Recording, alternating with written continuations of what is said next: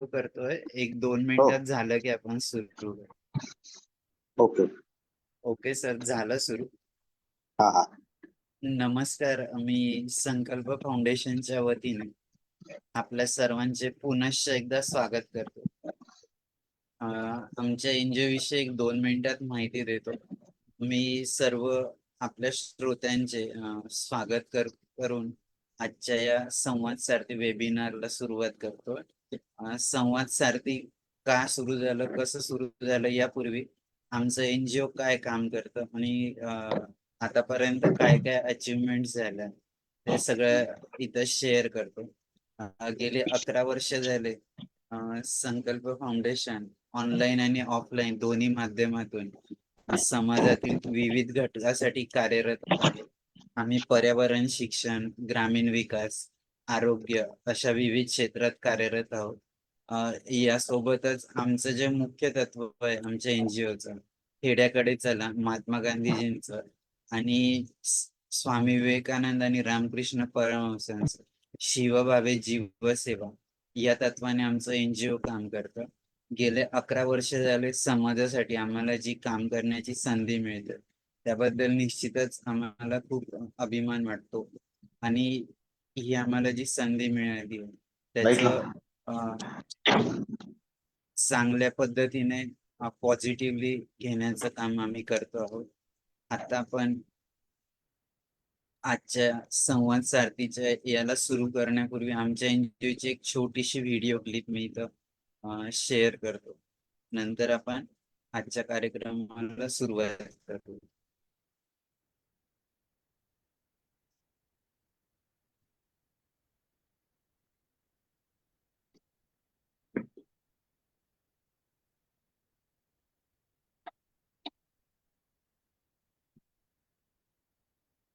चित्र निर्माण न भूले, स्वार्थ साधना की आंधी में वसुधा का कल्याण न भूले।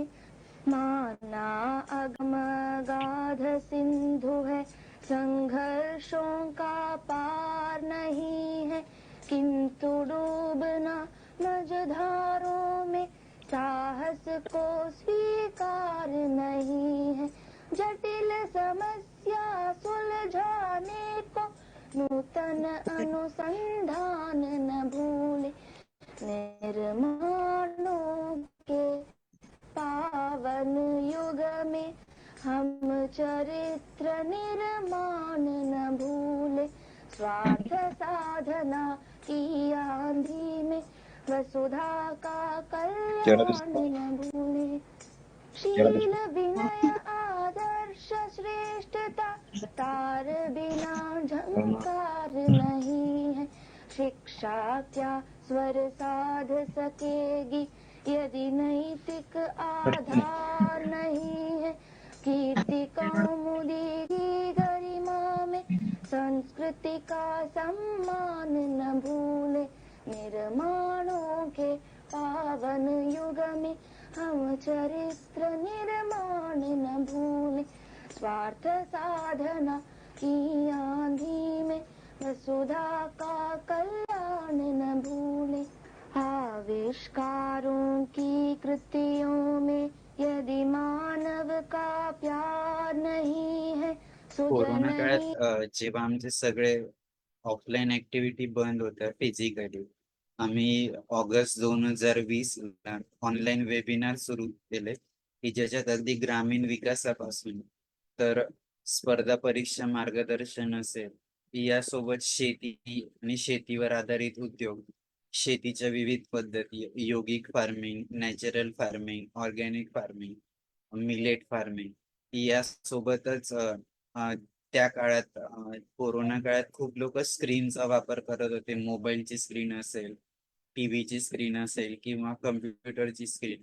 तर त्याच्यावर कसा कंट्रोल करावा यासाठी आम्ही पालकांसाठी आणि विद्यार्थ्यांसाठी देखील वर्कशॉप घेतले ऑनलाईन माध्यमातून. यासोबतच आपले दैवत छत्रपती शिवराय, डॉक्टर बाबासाहेब आंबेडकर, भगवान गौतम बुद्ध यांच्या चरित्रावर देखील आम्ही व्याख्यानाचे आयोजन केले आणि हे सगळं करत असताना एक जाणवलं की आपण समाजासाठी अजून काहीतरी नवीन सुरू करता येईल का. म्हणून आम्ही खूप तज्ञ लोकांशी चर्चा करून असं ठरवलं की संवाद सारथी व्याख्यानमाला सुरू करावी, की ज्यात जे पण स्पेशलाइज डिसेबल अपंग व्यक्ती आहे त्यांना आपण इन्व्हाइट करून त्यांचा जीवन प्रवास, त्यांचं जीवन चरित्र जाणून घेऊया.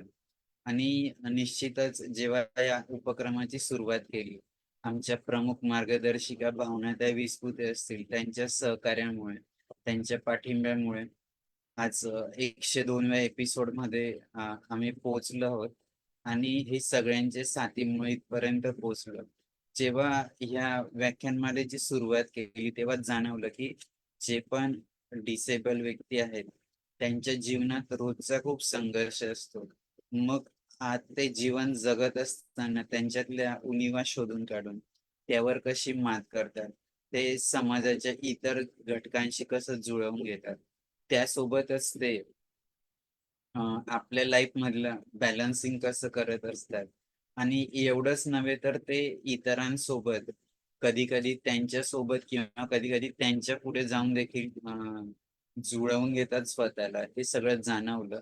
आणि प्रत्येक वेबिनार मध्ये जे पण महानुभाव येऊन गेले आतापर्यंत 101, तर त्या प्रत्येकाकडून आम्हाला नवीन गोष्टी ऐकायला मिळाल्या त्यांच्या जीवनाबद्दल, त्यातनं शिकायला मिळालं आणि ते समाजाच्या इतर घटकांपर्यंत पोहोचवण्याची संधी देखील मिळाली. मी जास्त वेळ न घेता आपले आजचे वक्ते सुहास काळे सर यांचा परिचय करून देण्यासाठी डॉक्टर अनिता मॅडमला मी विनंती करतो की त्यांनी त्यांचा परिचय करून द्या. धन्यवाद सर. नमस्कार. संवाद सारथी पुष्प 102 संकल्प फाउंडेशन सामनेर आयोजित संवाद सारथी या वेब संवाद सत्रातील पुष्प 102 आज गुंफले जात आहे. संवाद सारथी या वेब संवाद सत्रातील पुष्प 102 गुंफण्यासाठी आपल्या अपंगत्वावर मात करत प्रशासकीय व सामाजिक क्षेत्रात आपले वेगळे स्थान निर्माण करणारे नागपूर येथील राष्ट्रीय अपंग विकास महासंघ महाराष्ट्र राज्य या संघटनेचे संस्थापक माननीय सुहास काळे सर आज आपणास वक्ते म्हणून लाभलेले आहे. सरांचं वास्तव्य नागपूर येथे आहे. सरांचं शिक्षण सरांनी बी इलेक्ट्रॉनिक मध्ये केलेलं आहे. तसेच सरांचा ME देखील झालेला आहे इलेक्ट्रॉनिक पॉवर सिस्टीम मध्ये आणि सरांनी BEd MR देखील सरांनी केलेला आहे. सरांनी आजवर अनेक पदे भूषविलेले आहेत. सरांनी महाराष्ट्र राज्य दिव्यांग वित्त व विकास महामंडळाचे व्यवस्थापकीय संचालक MD पद अतिशय अप्रतिम व जबाबदारी पूर्व सलग 2दा सरांनी भूषविले. त्यानंतर सरांनी औद्योगिक विकास बोर्ड मुंबईचे MD म्हणून महाराष्ट्र शासनाने त्यांना नियुक्त केले. तसेच राष्ट्रीय अपंग विकास महासंघ महाराष्ट्र राज्य या संघटनेचे संस्थापक तर सर आहेतच, राष्ट्रीय प्रचारक म्हणून देखील सरांनी पद भूषविलेले आहे. सर सहाय्यक सचिव MS व्यावसायिक शिक्षण परीक्षा मंडळ खेरवाडी वांद्रे मुंबई येथून राष्ट्रीय समन्वयक राष्ट्रीय अपंग महासंघ मुंबई या पदावरून सर 2021 मध्ये निवृत्त झाले आणि सर आता त्यांचे निवृत्तीनंतरचे आयुष्यावर मार्गक्रमण करत आहेत. सरांचे आजवर अनेक रिसर्च पेपर सरांनी प्रकाशित केले. त्यामध्ये राष्ट्रीय आंतरराष्ट्रीय पेपर सरांनी सादर केले. ते पेपर फक्त सरांनी लिहिले नाही तर वेगवेगळ्या देशांमध्ये जाऊन सरांनी ते पेपर प्रेझेंट केले. सरांनी UK, France, Italy, Vatican, Switzerland, Germany, Netherland, Belgium अशा विविध देशांना भेट देऊन तिथे सरांनी आपले रिसर्च पेपर सरांनी सादर केलेले आहेत. सरांना आजवर अनेक पुरस्कार मिळालेले आहेत. त्यापैकी निवडक इथे मांडते. 2020 साली सरांना उत्कृष्ट दिव्यांग अधिकारी राज्य पुरस्कार महाराष्ट्र शासनाचा सरांना प्राप्त झाला. तसेच 1990 मध्ये सीरॉक इंडिया राष्ट्रीय पुरस्कार सरांना बहाल झालेला आहे. तसेच सरांना 1989 गुणवंत अपंग शिक्षक पुरस्कार देखील सरांना बहाल झालेला आहे. सरांनी अनेक कार्यक्रमांचे आयोजन सरांनी केले, त्यामध्ये अपंगांशी निगडित असे विशेष कार्यक्रम देखील कार्यक्रमांचे आयोजन नियोजन सरांनी केलेले आहेत. 2013 साली नागपूर येथे राष्ट्रीय अपंग साहित्य व कला संमेलनाचे सरांनी आयोजन केले. तसेच 2014 साली कल्याण येथे राष्ट्रीय अपंग साहित्य व कला संमेलनाचे देखील सरांनी आयोजन केले. तर महाराष्ट्र शासनाचे अपंग कल्याण कृती आराखडा व अपंग कल्याण धोरण समितीचे अध्यक्ष म्हणून देखील सरांनी काम केले आहे. तसेच सरांनी महाराष्ट्र राज्य कौशल्य विकास परीक्षा मंडळ मुंबई येथील राज्यस्तरीय अभ्यासक्रम समितीवर सर सध्या सदस्य म्हणून कार्यरत आहेत. असे हे आपले वक्ते माननीय सुहास काळे सर संघर्ष सुहासित जीवनाचा ह्या विषयावर आपल्याशी संवाद साधणार आहेत. चला तर मग आपणही संकल्प फाउंडेशनच्या संवाद सारथी या वेब संवाद उपक्रमात सहभागी होऊया आणि अडथळ्यांवर मात करत पुढे जाण्यासाठी नवीन ऊर्जा मिळवूया. तर अधिक वेळ न घेता मी पुढील सूत्रे माननीय विशाल सरांकडे सोपविते. धन्यवाद. धन्यवाद डॉक्टर अनिता मॅडम. मी नमस्कार. जास्त वेळ न घेता आपले वक्ते सुहास काळे सरांना विनंती करतो की त्यांनी त्यांचा जीवन प्रवास आमच्या सोबत शेअर करावा. Welcome sir. वेल, धन्यवाद. थँक्यू. मला या ठिकाणी सांगावं असं वाटतं की साधारण वयाच्या 6व्या वर्षी मला पोलिओने अपंगत्व आलं आणि येसुर्णा नावाचं मग छोटंसं खेडेगाव आमचं 1500 लोकवस्तीचं अमरावती जिल्ह्यामध्ये. तर त्या खेड्यातून माझी सुरुवात झाली जीवनाची. आणि ग्रामीण भागामध्ये आपल्या सर्वांना माहिती आहे की अपंगांकडे पाहण्याचा दृष्टिकोन, दिव्यांगांकडे बघण्याचा दृष्टिकोन हा अतिशय संकुचित असा असतो. त्याचं प्रत्यंतर मला आलं की जेव्हा मी 5वी 6वीत असेल जेव्हा मी गावातून जायचो तेव्हा प्रत्येक ओळखीचे लोक मला असं कुजबूज करायचे किंवा इतका चांगला मुलगा आहे परंतु एक पाय गेल्यामुळे याचं जीवन वाया गेल्यासारखं आहे. म्हणजे मुलगा चांगला आहे परंतु त्याचं जीवन वाया गेलं आहे, काय करणार हा आयुष्यामध्ये. तर असे डिस्करेज करणारे कॉमेंट्स ऐकल्यानंतर थोडीशी निराशा व्हायची आणि आपला भविष्यकाळ हा अतिशय काळोखाचा आहे असं एक प्रकारे त्यावेळेस वाटायचं आणि थोडीशी निराशा यायची. परंतु दुसरी बाजू अशी आहे की लोकांच्या अशा कॉमेंट्समुळे एक जिद्द पण निर्माण व्हायची की आपण काहीतरी केलं पाहिजे. आता या लोकांना आपण दाखवून दिलं पाहिजे. असं जे म्हणतात की याचं जीवन वाया गेलं, तर ते जीवन वाया गेलं नाही तर काहीतरी आपण केलं पाहिजे आयुष्यामध्ये. आणि तेव्हा काय आपल्याला जास्त समज नसते, तेव्हा फक्त एकच असतं की आपण शिकलो, शिक्षण घेतलं तरच आपलं काही भवितव्य आहे याची जाणीव तेव्हा झाली. आणि मग त्यातून मी शिक्षणाकडे जास्त लक्ष दिलं की आपण जास्तीत जास्त शिक्षण आपल्याला घ्यायचं आहे, उत्कृष्टरित्या शिक्षण घ्यायचं आहे. जोपर्यंत आपण मोठ्या डिग्री घेणार नाही तोपर्यंत आपल्याला समाज असाच हिनवत राहणार आहे. तर म्हणून मग जिद्दीने मी अभ्यासाला सुरुवात केली आणि मला आठवते की 5व्या वर्गापासून तर 12वी पर्यंत हे सलग मी वर्गामध्ये प्रथम क्रमांक माझा कायम ठेवला. तो या जिद्दीच्या भरोश्यावर की आपल्याला काहीतरी करायचं आहे. आणि क्लासमध्ये मग माझे जे कॉम्पिटिटर होते ते स्पर्धा करायचे आणि प्रत्येक वेळेस माझा एक पहिला नंबर कसा खाली येण्यासाठी सगळे प्रयत्न करायचे. परंतु ते त्यांना शक्य झालं नाही कारण माझं सगळं लक्ष शिक्षणाकडे होतं. खेळण्याकडे माझं लक्ष नव्हतं कारण आपण खेळू शकत नाही. मुलांमध्ये जास्त वेळ रमू आपण त्यांच्या बरोबरीने खेळू शकत नाही हे मला जाणीव होती. त्यामुळे तो वेळ मी खेळाचा वेळ सुद्धा अभ्यासासाठी वापरायचो. आणि मग जिद्दीने अभ्यास करून एक इंजिनिअरिंग कॉलेजला मी प्रवेश मिळवला 12वी नंतर. आणि तिथून मग एक कॉन्फिडन्स आला की आपण आता काहीतरी करू शकतो. जेव्हा इंजिनिअरिंग कॉलेजला आपल्याला प्रवेश मिळाला तर आता इथून काहीतरी आपली चांगली सुरुवात होईल याचा मला कॉन्फिडन्स आला. आणि अमरावतीला असताना अपंग असोसिएशन या संस्थेशी माझा संपर्क आला. तेव्हा मी 12वी नुकताच झालो होतो आणि कॉलेजच्या पहिल्याच वर्षाला प्रवेश घेतला होता. आणि त्यावेळेस त्या अपंग असोसिएशनचं एक शिष्टमंडळ हे दिल्लीला जाणार होतं आणि त्यामध्ये काही लोकांना संधी होती जाण्याची. तर मला सुद्धा असं कळलं की इथे आपण जाऊ शकतो म्हणून. तर तिथे देविदास काळे म्हणून एक त्या संस्थेचे अध्यक्ष होते. तर त्यांच्या सहकार्याने मी प्रथम नागपूरला आलो पहिल्यांदाच आणि तिथून मग दिल्लीला आम्ही इंदिरा गांधीची भेट घेतली. त्या शिष्टमंडळाने इंदिरा गांधीची त्यांच्या बंगल्यावर जाऊन भेट घेतली. तर तिथून त्या इंदिरा गांधींचं जे काही व्यक्तिमत्व होतं ते आपण पेपरमध्ये वाचतो किंवा आपल्याला माहिती होतं की हा व्यक्ती पंतप्रधान आहे आणि पूर्ण जगामध्ये कर्तृत्ववान असं व्यक्तिमत्व आहे. त्यांना प्रत्यक्ष भेटल्यानंतर जी प्रेरणा मिळाली, मग ती प्रेरणा मला आजपर्यंत हे साथ देत आहे. हा माझा सुरुवातीचा जीवन प्रवास आहे.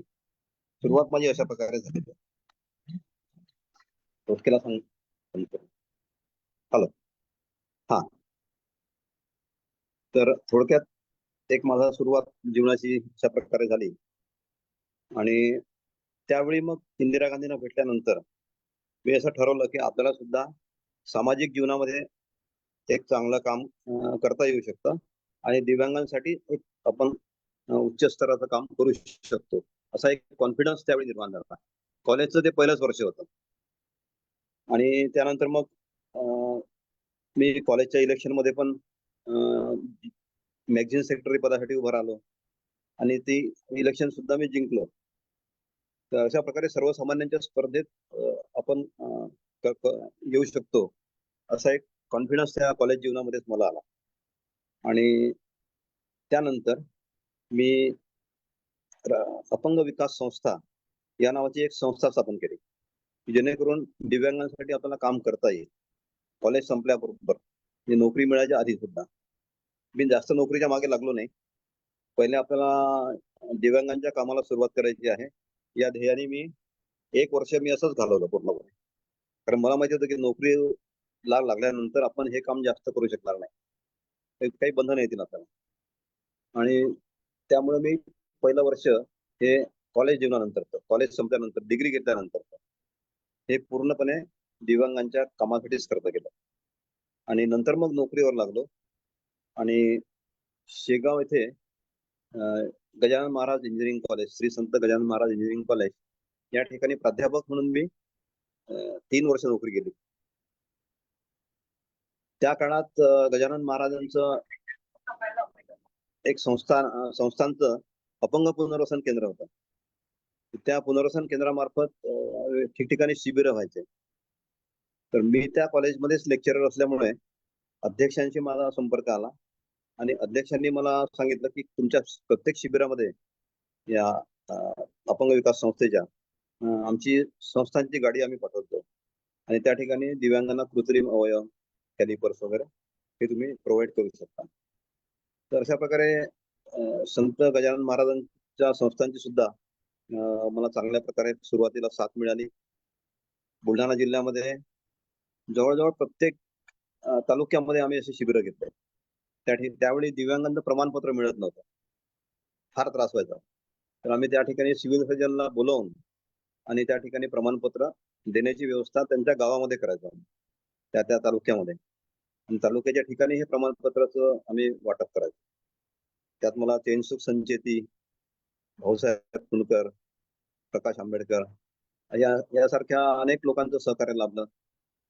त्यावेळेस आमचे नगराध्यक्ष होते सुभाषराव देशपांडे, त्यांनी सुद्धा मला खूपच सहकार्य केलं. खामगाव अर्बन बँकेचे ते GM होते. त्या खामगाव अर्बन बँकेच्या मार्फत सुद्धा मला चांगलं फंडिंग मिळायचं आणि एक मोठ्या प्रमाणावर आमचं काम त्यावेळी बुलढाणा जिल्ह्यामध्ये आम्ही सुरू केलं. बुलढाणा जिल्ह्यातून अशा प्रकारे कामाची सुरुवात झाली आणि एक साधारण 1999 मध्ये आम्ही शेगाव ते मुंबई अशी अपंग जागृती यात्रा काढली, जेणेकरून तेव्हा मला पाहायचं होतं की आपल्या महाराष्ट्रामध्ये अपंगांच्या काय समस्या आहेत, दिव्यांगांच्या काय समस्या आहेत, आपण त्यांना प्रत्यक्ष भेटलं पाहिजे आणि जाणून घेतलं पाहिजे की त्यांना काय पाहिजे. या दृष्टीने आम्ही ती यात्रा आयोजित केली.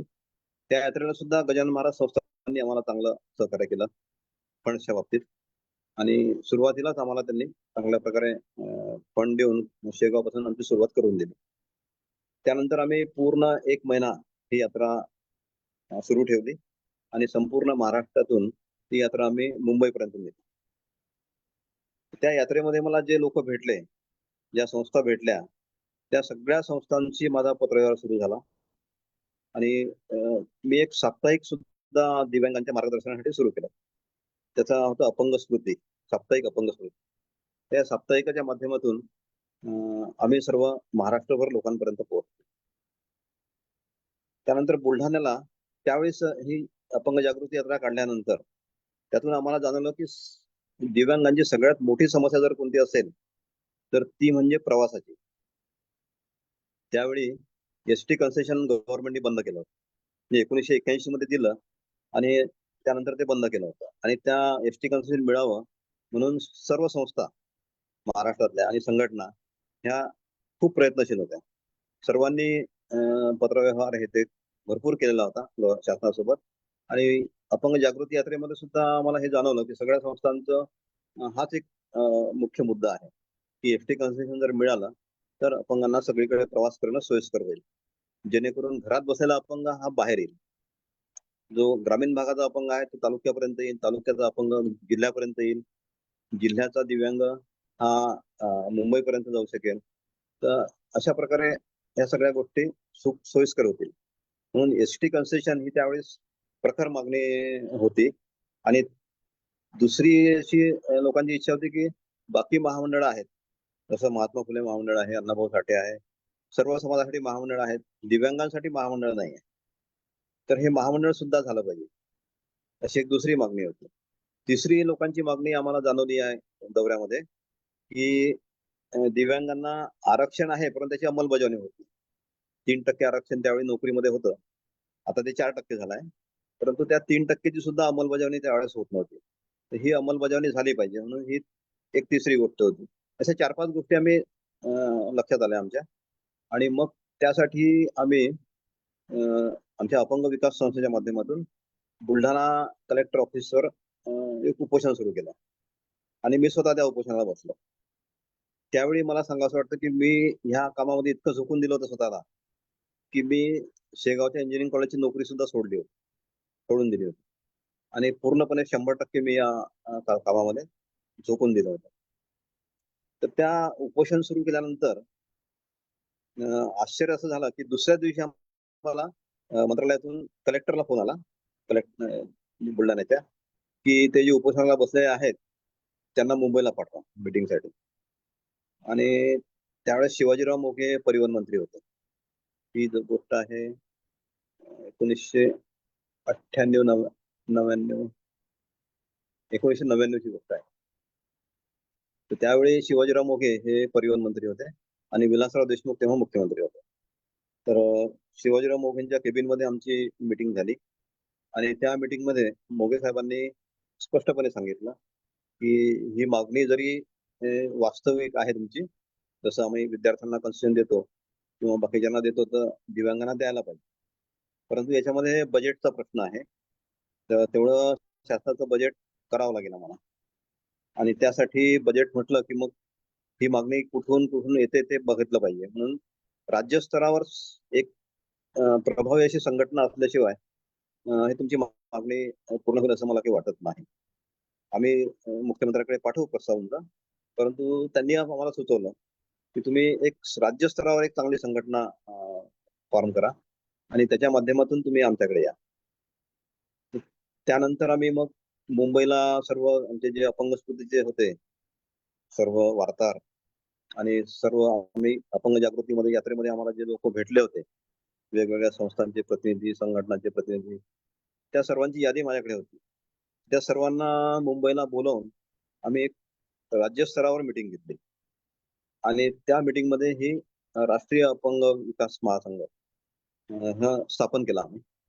आणि तो स्थापन झाल्यानंतर त्या कार्यक्रमाला आम्ही शिवाजीराव मोघे साहेबांच्या माध्यमातून मुख्यमंत्र्यांना बोलावलं, उद्घाटन करायचं. हे सर्व प्रोसेस 1 वर्ष चालला. महासंघ स्थापन करणे, त्यांना इन्व्हाइट करणे आणि मग 2001 मध्ये सन 2001 मध्ये आम्ही राष्ट्रीय अधिवेशन घेतलं मुंबईला आणि त्या अधिवेशनाला विलासराव देशमुख हे स्वतः उपस्थित होते आणि जवळपास आम्ही पूर्ण राज्यभरातून 5,000 अपंगांचा मॉब त्या ठिकाणी जमा करू शकलो होतो. त्याचं कारण म्हणजे आमचं जागृती यात्रा, त्यानंतर आमचं अपंग स्मृती साप्ताहिक आणि वेगवेगळ्या संस्थांचे संघटनांचे प्रतिनिधी हे सगळे आमच्या सोबतीला होते. त्या माध्यमातून हा एक मोठा कार्यक्रम आम्ही मुंबईला दादरला घेतला आणि त्या कार्यक्रमाला विलासराव देशमुख हे स्वतः उपस्थित झाले आणि त्यांनी विलासराव देशमुखांनी आम्हाला आश्वासन दिलं त्या कार्यक्रमामध्ये की तुमची जी एसटी कन्सेशनची मागणी आहे ती रास्त मागणी आहे, महामंडळ स्थापन करण्याची ही पण रास्त मागणी आहे आणि तुमचं आरक्षणाची अंमलबजावणी व्हावी हे पण मान्य आहे आम्हाला. परंतु हे सगळं जर करायचं असेल तर तुम्हाला पाठपुरावा करावा लागेल आपल्याकडे या गोष्टीचा. मला मान्य आहे, तरी मी मुख्यमंत्री आहे, तरी मी एकटा काही हे करू शकत नाही. त्यासाठी तुम्हाला पाठपुरावा करावा लागेल, वारंवार GR याचे काढून घ्यावे लागतील. मी तुमच्या सोबतीला आहे, पण पाठपुरावा तुम्हालाच करायचा आहे. तर अशा प्रकारे ह्या अधिवेशनामध्ये आम्हाला त्यावेळेसच्या सरकारचं चांगलं पाठबळ मिळालं आणि विलासराव देशमुखांसोबत वारंवार मग मिटिंग झाल्या आमच्या आणि फक्त 6 महिन्यामध्ये आमची एसटी कन्सेशनची मागणी पूर्ण झाली, आमचं महामंडळाची मागणी पूर्ण झाली आणि जे दिव्यांगांसाठी आरक्षण होतं तर त्याच्या विशेष भरती मोहीम सुरू करायचं सुद्धा शासनाने ठरवलं. अर्थात याचा पाठपुरावा आम्ही तर केलाच राष्ट्रीय अपंग विकास महासंघाने, परंतु बाकी सर्व संघटना संस्था जसं अपंग असोसिएशन नागपूर असेल किंवा पंढरपूरची एक संस्था आहे मीनाक्षी देशपांडे यांची आणि तुमच्या कोल्हापूरची हेल्पर्स ऑफ द हँडिकॅप, या सगळ्या संस्थांनी संघटनांनी आपापल्या स्तरावरून त्यांनी सुद्धा या मागण्यांचा सगळा पाठपुरावा केला आणि शेवटी हे सगळं घडून आलं. तर राष्ट्रीय अपंग विकास महासंघाने याच्यासाठी पुढाकार घेतला, परंतु या सर्वांचं सहकार्य आम्हाला मिळालं म्हणूनच हे आम्ही करू शकलो. वारंवार आम्ही मोर्चे काढले विधानसभेवर, विधान परिषदेवर, प्रत्येक अधिवेशनावर मोर्चे काढले, नागपूरच्या अधिवेशनावर मोर्चे काढले. त्यावेळी सर्व संघटना एकत्र आल्या आणि ह्या सगळ्या मागण्या रेटल्या गेल्या. त्यातून हे सगळं यश त्यावेळी आम्हाला मिळालं. साधारण 2001 पर्यंत आमची चळवळ अतिशय टोकावर होती. म्हणजे उत्साहात सगळेजण काम करत होते, एकजुटीने काम करत होते आणि त्यातून हे सगळं यश त्यावेळी आम्हाला मिळालं. महामंडळ स्थापन झालं. नंतर महामंडळ स्थापन झाल्यानंतर आमचा आग्रह होता की ह्या महामंडळाचे जे MD आहेत हे सुद्धा अपंगच असले पाहिजे आणि सगळा स्टाफ सुद्धा हँडिकॅपच असला पाहिजे, अपंग असला पाहिजे, जेणेकरून त्यांना जाणीव आहे अपंगत्वाची, तर ते अपंगांसाठी चांगलं काम करतील. ते सुद्धा विलासराव देशमुखांनी मान्य केलं. त्यानंतर सुशीलकुमार शिंदे मुख्यमंत्री झाले, त्यांच्याकडे आम्ही पाठपुरावा केला. तर त्यांच्या काळात मग ते महामंडळाच्या वर नियुक्त्या झाल्या. त्यामध्ये वसंत संखे हे आमचे त्यावेळेस मुंबईच्या संघटनेचे अध्यक्ष होते. तर त्यांना ते मंत्रालयातच कामाला होते, उपसचिव दर्जाचे अधिकारी होते आणि दोन्ही पायाने अपंग होते.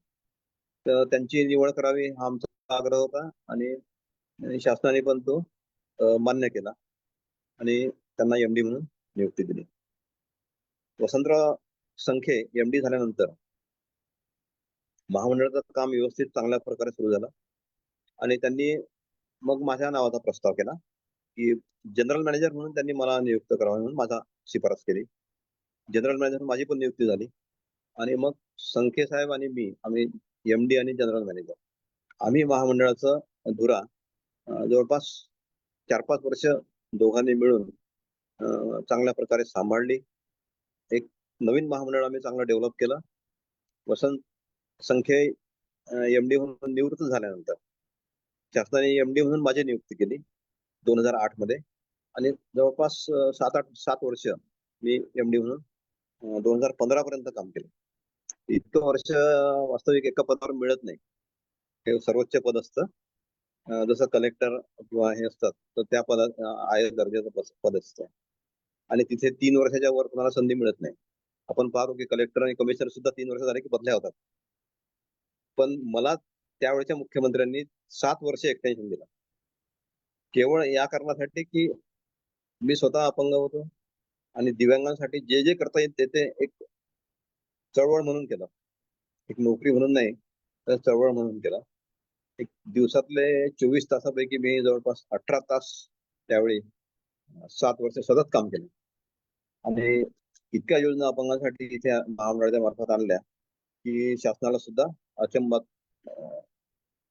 पडलं होतं की इतकं हे महामंडळ कसं काय डेव्हलप झालं. आमच्या महामंडळाची वसुलीची टक्केवारी ही 87% होती. देशामध्ये असं महामंडळ नाही आहे की जिथे 87% वसुली आहे. इतके आमचे अपंग बांधव प्रामाणिक आहे. लोन घेतल्यानंतर ते त्यांनी प्रामाणिकपणे परत करावं यासाठी आम्ही मेळावे घ्यायचो. लोन वाटप, कर्ज वाटप आम्ही स्वतः जाऊन करायचो. प्रत्येक गावामध्ये, तालुक्यामध्ये, ग्रामीण भागापर्यंत जायचं. त्यातून लोकांमध्ये जागृती आली की आपण लोन घेतलं तर ते परतफेड केलं पाहिजे. आणि जवळपास माझ्या कार्यकाळात 12,000 अपंगांनी 150 कोटीचं कर्ज आम्ही वाटप केलं. हा एक विक्रमच आहे. तर याच्याबद्दल आम्हाला राष्ट्रीय पुरस्कार सुद्धा मिळाला. मला राज्य पुरस्कार मिळाला शासनातर्फे उत्कृष्ट अधिकारी म्हणून आणि महामंडळाला राष्ट्रीय पुरस्कार मिळाला 2015 मध्ये उत्कृष्ट, देशातलं उत्कृष्ट महामंडळ. तर अशा प्रकारचं हे महामंडळाचं काम त्यावेळी आम्ही उच्च स्तरावर घेऊन गेलो. आजही हे महामंडळ स्ट्रॉंग आहे. आता MD अपंग दिला नाही त्यांनी, वास्तविक द्यायला पाहिजे. दिला असता तर आणखी चांगलं काम झालं असतं. थोडंसं काम स्लो झालंय आता. कारण शेवटी काय आहे की अधिकाऱ्याला तेवढी जाणीव असायला पाहिजे की इथे काम कसं करावं. नोकरी म्हणून हे तिथे काम करणं शक्य नाही. तसं केलं तर साहजिकच गती कमी होऊन जाईल कामाची. आम्ही जिल्हा पुनर्वसन केंद्र हे महामंडळात घेतले. अजूनही मुंबईचा जिल्हा अपंग पुनर्वसन केंद्र हे महामंडळाकडे आहे. आता बाकीचे जे जिल्हा पुनर्वसन केंद्र मी 7 घेतले होते ते परत त्या त्या जिल्ह्यामध्ये त्या त्या संस्थांना दिले गेले. वास्तविक ते महामंडळाकडे असते तर आणखी चांगले डेव्हलप झाले असते. अनेक योजना आणल्या, जिल्हा केंद्र सरकारच्या योजना आणल्या. फ्रीमध्ये तुमचं कृत्रिम अवयव वाटप हे ते सगळ्या योजना महामंडळामार्फत आम्ही राबवायला सुरुवात केली होती. प्रशिक्षण दिलं होतं दिव्यांगांना, प्रशिक्षण देणे जिल्हा व्यवसाय केंद्रामार्फत, त्यानंतर कर्ज देणे. अशा प्रकारे अनेक योजना या महामंडळामार्फत आम्ही यशस्वीरित्या राबवल्या त्यावेळेस 7 वर्ष. तर त्यानंतर मग शासनाने महामंडळातून बाहेर पडल्यानंतर म्हणजे 7 वर्ष झाल्यामुळे साहजिकच इतकं एक्सटेन्शन नाही मिळू शकत. पण मी पण जास्त आग्रह केला नाही आणि मग नंतर माझी नियुक्ती व्यवसाय शिक्षण परीक्षा मंडळ या ठिकाणी सचिव म्हणून झाली. त्या ठिकाणी सुद्धा मी दिव्यांगांसाठी एक समिती स्थापन केली आणि दिव्यांगांना प्रशिक्षण कोणकोणते देणं आवश्यक आहे तर याचा सुद्धा एक आराखडा तयार केला आणि त्यात अनेक नवीन कोर्सेस सुरू केले दिव्यांगांसाठी. आजही मी त्या समितीवर आहे. ती समिती, जरी मी निवृत्त झालो आहे शासनातून तरीही मी त्या समितीवर अजूनही कार्यरत आहे. नवीन अभ्यासक्रम तयार करणे हे आमचं काम आहे. त्यानंतर शासनाने मी MD असतानाच एक दिव्यांगांसाठी धोरण तयार करण्यासाठी आणि कृती आराखडा करण्यासाठी एक राज्यस्तरावर समिती स्थापन केली आणि राज्यस्तरावर शासनाचं धोरण तयार करण्याचं ठरवलं साधारण 2013 मध्ये आणि त्या समितीचा मला अध्यक्ष केलं. त्या समितीचा अध्यक्ष असताना सुद्धा हे धोरण तयार करण्यासाठी आम्ही वेगवेगळ्या देशांमध्ये गेलो, वेगवेगळ्या राज्यांमध्ये गेलो. तिथले शासनाचे धोरण काय आहे ते तपासले आणि मग आपलं शासनाचं धोरण तयार केलं महाराष्ट्र शासनाचं. हे धोरण सुद्धा मी 2015 मध्ये सबमिट केलं आणि 2018 मध्ये त्याची अंमलबजावणी सुरू झाली. अशा प्रकारे या दिव्यांगांच्या क्षेत्रात वेगवेगळ्या पदावर काम करायची मला संधी मिळाली आणि जिथे जिथे संधी मिळाली तिथे तिथे मी त्याचं सोनं करायचा प्रयत्न केला आणि ते त्या संधीचं सोनं झालं. याला आमचे दिव्यांगांचे आशीर्वाद, त्यांचं सहकार्य, श्री संत गजानन महाराजांचे आशीर्वाद हे फार महत्वाचे आहे ठरले. कारण महाराजांच्या कॉलेजमध्ये मी नोकरी केली होती 3 वर्ष. तेव्हाच आमच्या कॉलेजमध्ये असं वातावरण होतं की इथे जो सर्व्हिस करतो तो राज्यस्तरावर मोठ्या पदावर पोहोचतो. आणि बहुतेक लोक आमचे माझे जे सहकारी आहेत हे वेगवेगळ्या पदावर पोहोचलेले होते. आपल्याला तर असं काही संधी मिळेल असं मला वाटत नव्हतं.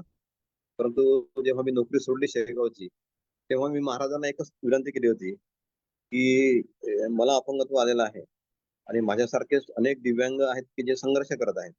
तर त्यांच्या संघर्षामध्ये मला त्यांना साथ देण्यासाठी तू जेवढं जास्तीत जास्त संधी देशील तेवढं मला मी काम करेल, अशी मी गजानन महाराजांजवळ त्यावेळेस प्रार्थना केली होती. आणि सर्व्हिस करून आपण हे काम करू शकत नाही, म्हणून मी सर्व्हिस सोडून दिली होती त्यावेळेस आणि पूर्णपणे झोकून दिलं होतं या कामाला.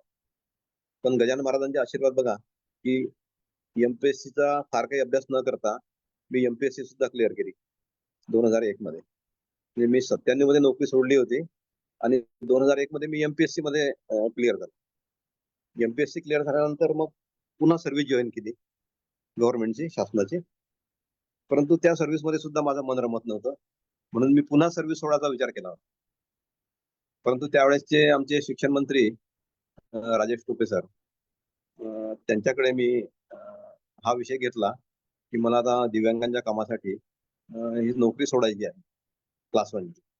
तर त्यांनी मला त्यावेळेस सांगितलं की शासनाचं महामंडळ आहे, तिथे तुम्हाला आम्ही संधी देतो आणि तुम्ही सोशल वर्कच करा, परंतु शासनाच्या माध्यमातून करा. तर तिथे मला पुन्हा एकदा महाराजांचं आशीर्वाद आणि माझ्या दिव्यांग बांधवांचं सहकार्य, संघटनेचं सहकार्य असं सगळं मिळालं आणि एमडी म्हणून काम करायची संधी मिळाली.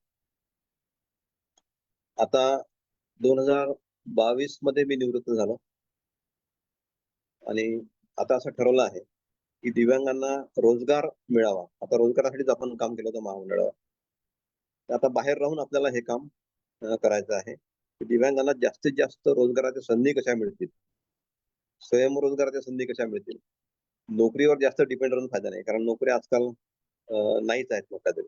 आपल्या 3%, 4% आरक्षण आहे, परंतु नोकऱ्या आता कमी होत चालल्या आहेत. आणि अशा वेळी नोकरीवर डिपेंड न राहता आता जरी क्वालिफिकेशन चांगलं घेतलं तरीही व्यवसायामध्ये आपण उतरलं पाहिजे. आणि व्यवसायामध्ये दिव्यांगांनी जास्तीत जास्त सक्सेस झालं पाहिजे. यासाठी आता आम्ही राष्ट्रीय अपंग विकास महासंघाच्या माध्यमातून हे काम सुरू केलेलं आहे. दिव्यांगांचे बचत गट तयार करणं, त्यांना प्रशिक्षण देणं आणि ते प्रशिक्षण दिल्यानंतर त्यांना बँकांमार्फत किंवा महामंडळामार्फत कर्ज उपलब्ध करून देण्यासाठी मार्गदर्शन करणं. अशा प्रकारचं एक काम हे आम्ही आता जवळपास 20-22 जिल्ह्यांमध्ये चालू आहे आमचं. तर हेच काम पुढे राष्ट्रीय स्तरावर न्यायचं आहे. आणि आता जो दिव्यांगांचा प्रश्न आहे तो खरा म्हणजे जो मला जाणवतो आहे की मी एमडी म्हणून मला संधी मिळाली, चांगल्या प्रकारे काम करता आलं, परंतु अजूनही शासनाचं असं काही धोरण नाही आहे की जिथे दिव्यांगांचं काम आहे तिथे दिव्यांगांना संधी द्यावी, हे धोरण नाही आहे. एक आम्ही त्यावेळेस संके साहेबांनी आम्ही क्वालिफाईड होतो, एमपीएससी होतो म्हणून आम्हाला ती संधी मिळाली. परंतु शासनाचं धोरणच पाहिजे की जिथे दिव्यांगांचं काम आहे तिथे दिव्यांगाला नियुक्ती दिली पाहिजे. डेप्युटेशन द्या, काही घ्या. परंतु आता महामंडळावर एमडी आहे किंवा कल्याण दिव्यांग कल्याण आयुक्त आहे, हे जर स्वतः दिव्यांग असतील ते क्वालिफाईड असावेत. क्वालिफाईड दिव्यांगांची कमतरता नाही आहे राज्यामध्ये, परंतु संधी देण्याची आवश्यकता आहे. आणि राजकारणामध्ये दिव्यांगांना आरक्षण देणं आवश्यक आहे. जिथे ते नगर परिषद असेल, ग्रामपंचायत असेल, त्या ठिकाणी 2-2 जागा जर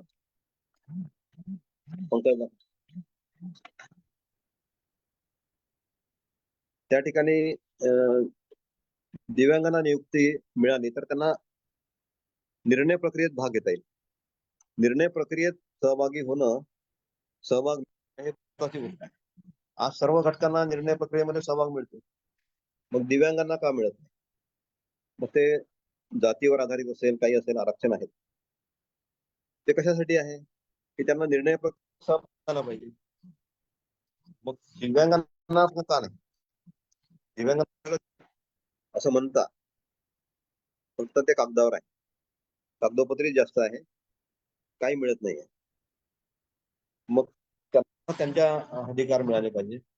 त्यांना त्यांचं हे मिळालं पाहिजे. म्हणून दिव्यांगांना आता राजकीय क्षेत्रात आरक्षण आणि प्रशासकीय क्षेत्रामध्ये ज्या ठिकाणी दिव्यांगांचा संबंध असेल त्या ठिकाणी त्यांना संधी ही मिळाली पाहिजे, असं शासनाचं धोरण असलं पाहिजे. त्यासाठी आता राष्ट्रीय अपंग विकास महासंघाचा आम्ही संघर्ष सुरू केलेला आहे.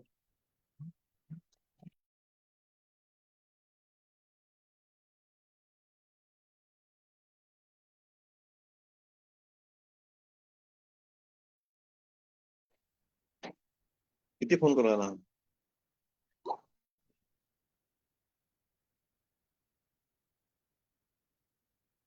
शेवटी हे झाला, डिस्कनेक्ट झाला.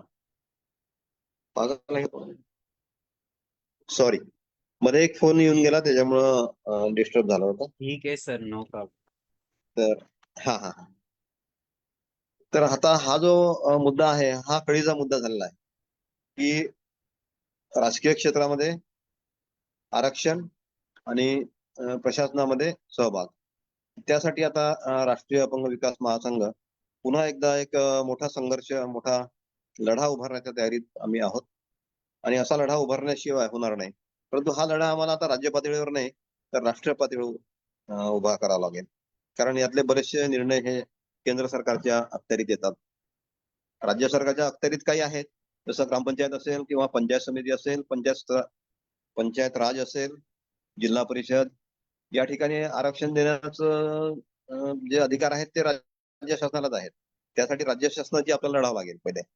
आणि सोबतच लोकसभा असेल, राज्यसभा असेल किंवा विधान परिषद असेल, विधानसभा असेल, या ठिकाणी दिव्यांगांना जर आरक्षण पाहिजे असेल तर त्यासाठी आपल्याला राष्ट्रीय स्तरावर केंद्र सरकारकडे लढावं लागेल. तशा प्रकारे राज्य स्तरावर आणि राष्ट्रीय स्तरावर दोन्ही स्तरावर हा लढा उभारण्याची तयारी महासंघाने आता सुरू केलेली आहे. आणि लवकरच आम्ही यामध्ये यशस्वी होऊ याबद्दल मला काही शंका नाही. कारण आमच्या पाठीशी लोक आहेत, कार्यकर्ते आहेत, पूर्ण महाराष्ट्र आमच्या पाठीशी आहे. आणि देशामध्ये सुद्धा आता तसं वातावरण आम्ही तयार करत आहोत. मला सांगावं वाटेल, सांगताना आनंद होतो की राजस्थान सरकारने त्या दिव्यांगांना पंचायत राजमध्ये आरक्षण दिलेलं आहे. पंचायत राजमध्ये त्यांना 2 जागा रिझर्व ठेवलेल्या आहेत. निवडून न येता अशा प्रकारचं आरक्षण हे आवश्यक आहे. तसंच उत्तराखंडमध्ये आहे आणि आणखी काही राज्यांमध्ये हे आरक्षण सुरू झालेलं आहे. मग महाराष्ट्रामध्ये का नाही होणार, का नाही, हा एक प्रश्न आहे.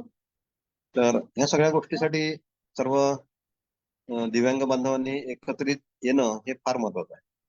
आता दिव्यांगांची चळवळ थोडीशी विखुरलेली आहे.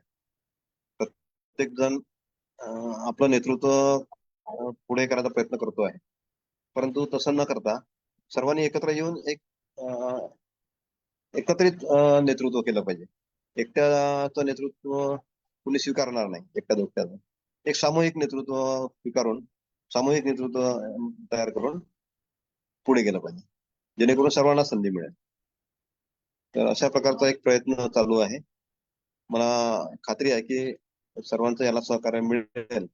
आणि आज जे आपल्या कार्यक्रमामध्ये सहभागी झाले असतील ते सुद्धा याच्याशी सहमत असतील असं मला वाटतं.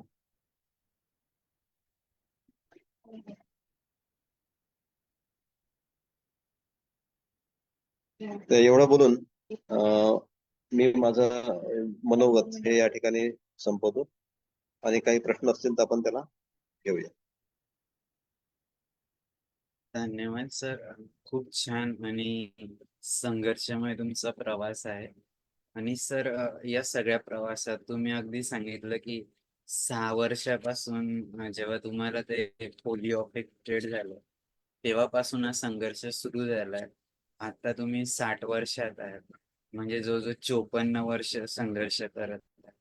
तर या सगळ्या प्रवासात सर तुमच्या जीवनातला सर्वोच्च आनंदाचा क्षण की जो कधी विसरू शकत? सर्वोच्च आनंदाचा क्षण म्हणजे जेव्हा माझी जनरल मॅनेजर म्हणून महामंडळावर नियुक्ती झाली तर तो माझ्या जीवनातला सर्वोच्च आनंदाचा क्षण. कारण आता दिव्यांगांच्या क्षेत्रात आपल्याला राज्य स्तरावर एका मोठ्या स्तरावर काम करायची संधी मिळालेली आहे आणि त्याचा आनंद मोठा होता. तो एक आनंदाचा क्षण म्हणा. त्यानंतर दुसरा MD म्हणून नियुक्ती झाल्यानंतर तो सुद्धा तेवढाच आनंद होता. त्या पदाचा नाही, परंतु काम करायची संधी मिळाली याचा आनंद. खूपच छान सर. सर याच्या अगदी विरुद्ध की वेदनादायक क्षण की जो कधी विसरू शकत नाही, की त्या वेदना अजूनही तुम्हाला, की असा क्षण की ज्यामुळे तुम्हाला खूप दुःख किंवा वेदना झाल्या की जो तुम्ही विसरू शकत नाही.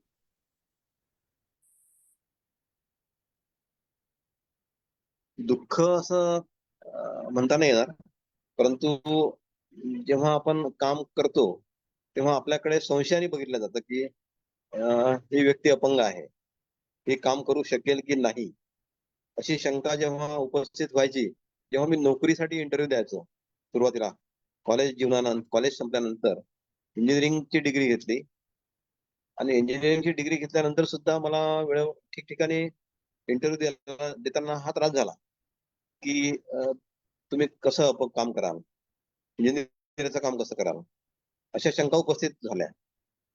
तर त्यावेळी खूप दुःख व्हायचं की आपण एवढं क्वालिफाईड असून सुद्धा एवढं मेहनत करून आपण इंजिनिअरिंगची डिग्री घेतली आणि आपण कार्य करू शकतो हे आपल्याला माहिती आहे, परंतु हे लोक शंका घेतात. तर हे हा काय प्रकार आहे. जवळपास मला कितीतरी वर्ष म्हणजे 10 वर्ष मला हा संघर्ष करावा लागला डिग्री घेतल्यानंतर. मला पहिली नोकरी जी आहे ती 2001 मध्ये मिळाली MPSC झाल्यानंतर. म्हणजे मी 86 मध्ये डिग्री घेतली आणि शासकीय सर्व्हिस मला 2001 मध्ये मिळाली.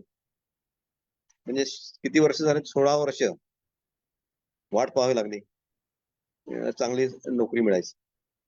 16 वर्ष तोपर्यंत प्रायव्हेट मध्ये नोकरी केली, गव्हर्नमेंट मध्ये सुद्धा टेम्पररी नोकरी केली. म्हणजे टेम्पररी आणि प्रायव्हेट अशा नोकऱ्या करत करत 16 वर्ष काढली. तर त्यावेळी फार दुःख व्हायचं की आपल्या अपंगत्वावर शंका घेतली जाते. पण त्यामुळे जिद्द पण तेवढीच निर्माण झाली. सर या संपूर्ण प्रवासात जसं एखादा दिवा पेटण्यासाठी एक ठिणगीची आवश्यकता असते, तसं तुमच्या जीवनाला दिशा देण्याचं किंवा तुमच्या जीवनात स्पार्क कुठून निर्माण झाला की आपण या पद्धतीने अ, अपंगांची सेवा करणं किंवा त्यांच्यासाठी कार्य करणं किंवा आपल्या जीवनाची दिशा अशी असली पाहिजे. जसं तुम्ही सांगितलं की 16 वर्ष संयम ठेवून सरकारी नोकरीसाठी प्रयत्न करत राहणं सतत. तर या सगळ्या पूर्ण आयुष्यात तुम्हाला कुठला स्पार्क मिळाला की मला हेच करायचंय आणि मी ते मिळवणारच. त्यासाठी तुम्हाला दिशा मिळाली. अशी कुठली घटना किंवा क्षण होता की ज्यातनं बदललं तुमचं जीवन?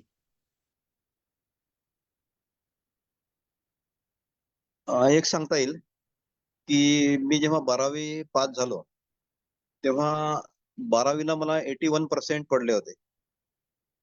त्या 81% मिळवताना सुद्धा एक डिसेबिलिटी आपल्याला आहे आणि समाजामध्ये ही वागणूक तेवढी बरोबर नाही आहे.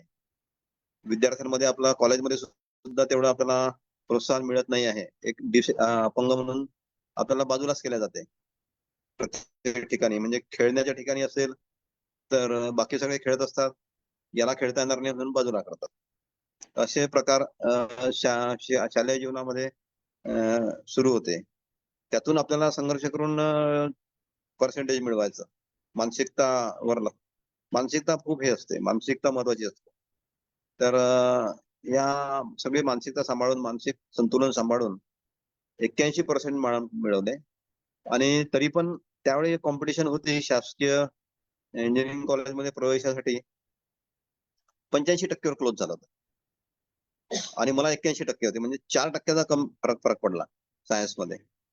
तर 4% मुळे आपली इंजिनिअरिंगची ऍडमिशन गेली आणि त्यानंतर मी सायन्सला ऍडमिशन घेतली नाईलाज असतो. आणि तरी पण प्रयत्न असे सुरू ठेवले की इंजिनिअरिंग कॉलेजला मला असं कळलं होतं की 81 मध्ये अपंग वर्षामध्ये जागतिक अपंग वर्ष होतं 1981. त्या वर्षी इंजिनिअरिंग कॉलेजमध्ये सर्व दिव्यांगांना एक जागा आरक्षित ठेवायचा शासन निर्णय झाला होता, एक जागा. आणि 82 मध्ये अपंग वर्ष संपलं आणि हा निर्णय पण रद्द झाला. म्हणजे आता किती आश्चर्याची गोष्ट आहे की 81 जागतिक अपंग वर्ष आहे म्हणून फक्त जगाला दाखवण्यासाठी आपण तो शासन निर्णय काढला आणि दुसऱ्या वर्षी तो रद्द करून टाकला. तर हे माझ्या कानावर पडलं होतं. मी सायन्सला ऍडमिशन तर घेतली, इंजिनिअरिंग कॉलेज आपलं गेलं असं समजून, परंतु मी त्यावेळेस मग माझे एक कुलगुरू दादासाहेब काळमेक नागपूर विद्यापीठाचे, ते माझे नातेवाईक होते. तर त्यांच्याकडे आम्ही गेलो होतो, मी आणि वडील माझे मामा वगैरे. आम्ही त्यांच्याकडे गेलो आणि त्यांना हे सगळं हकीकत सांगितली. तर ते म्हणे असं कसं होऊ शकतं हे. तर म्हटलं त्यांना GR दाखवला हेल्थ साहेब. तर त्यांनी मग त्यावेळेचे मुख्यमंत्री AR अंतुले यांच्यासाठी मला पत्र तयार करून दिलं की असं असं घडलेलं आहे आणि हे आरक्षण पुन्हा चालू ठेवणं आवश्यक आहे. तर त्यासाठी ही एक डिसेबल्ड व्यक्ती आहे, याचं आयुष्याचं नुकसान झालेलं आहे. तर हे एक उदाहरण म्हणून आहे. अशा किती लोकांचं नुकसान झालं असेल असं त्या काळेबेग साहेबांनी त्या पत्रामध्ये लिहिलं. चांगलं पत्र दिलं त्यांनी. ते पत्र मला त्यात दिलं आणि मला म्हणाले की आता तू मुंबईला जा आणि अंतुले साहेबांच्या जनता दरबारमध्ये भेट गेली त्यांची. त्यांचा जनता दरबार राहायचा दररोज. तर सकाळी 8 वाजता त्या मुख्यमंत्री बंगल्यावर त्यांचा जनता दरबार राहायचा. तर मी आणि माझे वडील आम्ही दोघं जण गेलो त्या जनता दरबारमध्ये. त्यांना पत्र दाखवलं. कुलगुरूंचं पत्र असल्यामुळे त्यांनी दखल घेतली आणि चांगल्या प्रकारे ते पत्र वाचलं. त्याच्यावर इतका मोठा रिमार्क लिहिला की काय लिहिला मलाही माहिती नाही, पण हिरव्या शाईमध्ये मोठा रिमार्क लिहिला होता. आणि ते म्हणाले ठीक आहे, बघू आपण, करू तुमचं. आणि आम्ही परत आलो. काही आशा नव्हती की काही होईल म्हणून.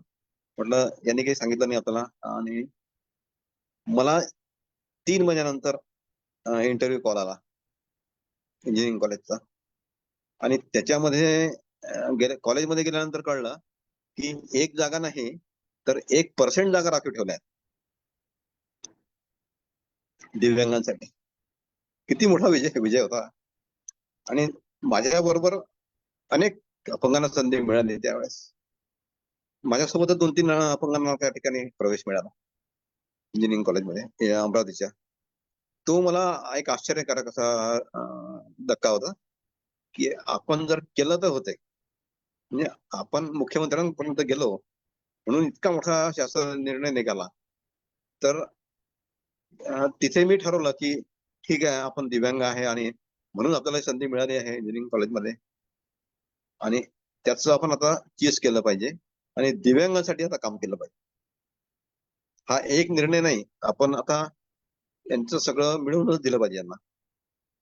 आणि मग ते जे मिळत नाही, तर मला दुसरी गोष्ट कळली होती की मला स्कॉलरशिप होती, परंतु ते मला माहिती नव्हतं म्हणून मिळाली नाही 10वी-12वी पर्यंत. तर असे किती लोक असतील की ज्यांना स्कॉलरशिप आहे हे माहिती नसल्यामुळे त्यांनी स्कॉलरशिप घेतली नाही आणि शिक्षणापासून ते वंचित राहिले. असे किती दिव्यांग असतील. तर हा सगळा गोष्ट आपण आता एज्युकेटेड आहोत. आपण दिव्यांगांसाठी आपलं आयुष्यभर काम केलं पाहिजे. हे मी त्यावेळी ठरवलं आणि मला पूर्ण आठवतं की डिग्री घेतल्यानंतर आपण आता दिव्यांगांसाठीच काम करायचं. हा निर्णय माझा त्यावेळी झाला होता आणि खरोखर मला परमेश्वराने साथ दिली, गजानन महाराजांनी संधी दिली आणि हे सगळं करता आलं. निश्चितच सर, खूप प्रेरणादायी प्रवास आहे तुमचा.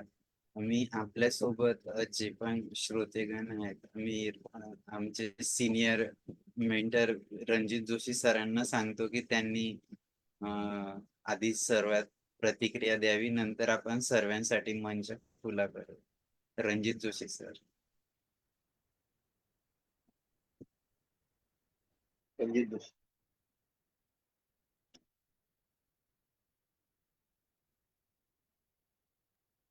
रणजित जोशी सर.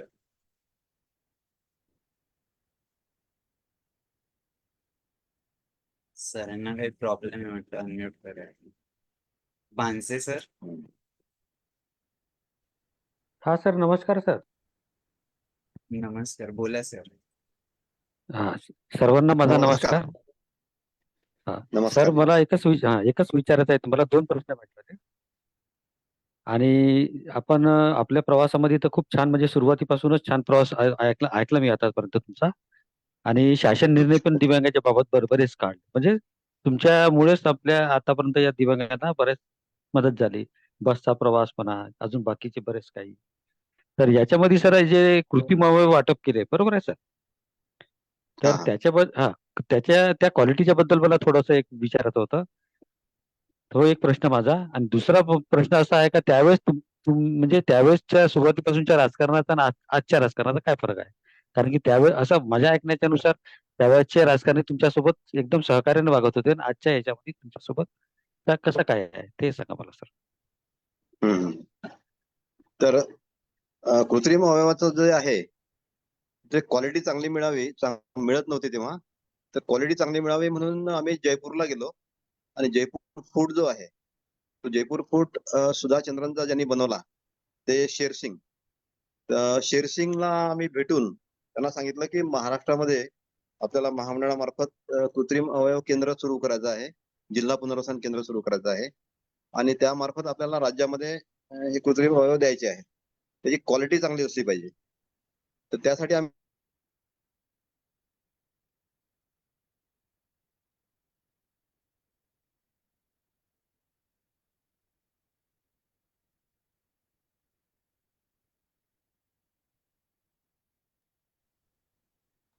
सर माहीमला आहे. तर त्या केंद्रामध्ये त्यांनी ते स्वतः जॉईन झाले. आणि आज त्यांच्या हातचा जो कॅलिपर आहे किंवा हे आहे हा एकदम उत्कृष्ट दर्जाचा झाला. सुधा चंद्रनचा त्यांनी बनवला आहे, विचार करा. तर सुधा चंद्रन सुद्धा म्हणाले की मला आधी जयपूरला जावं लागायचं, आता मला माहीमलाच मिळत आहे कृत्रिम अवयव, कृत्रिम पाय. तर हा जो आहे महामंडळामार्फत दिला जाणारा कृत्रिम अवयव त्याची क्वालिटी काही शंकाच नाही त्यामध्ये. आणि शेरसिंगच्या हातचं जर तुम्ही बघितलं तर अतिशय कमी रेटमध्ये, परंतु चांगला. मी स्वतः वापरतो तो. आणि माझी मिसेस सुद्धा तोच कॅलिपर वापरते. माझ्या परिचयातले सगळे लोक तोच कॅलिपर वापरतात. कॅलिपर असो, पाय असो, तो उत्कृष्ट दर्जाचा आहे. त्या दर्जाबद्दल काही शंकाच नाही. आता बाकीच्या बद्दल मी सांगू शकत नाही.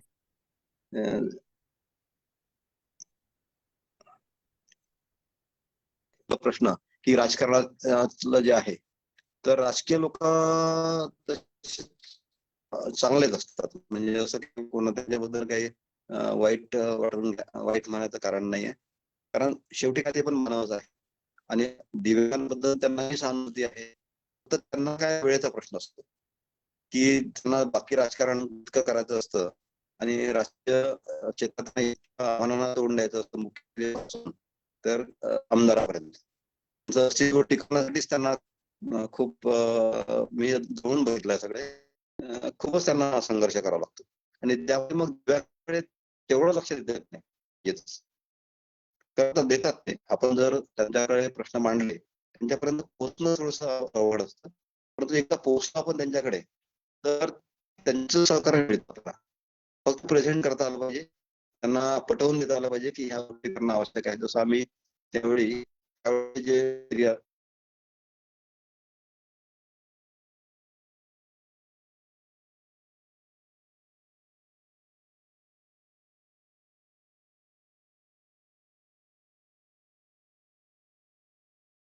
सरांचं कनेक्शन गेलं, येतील सर परत.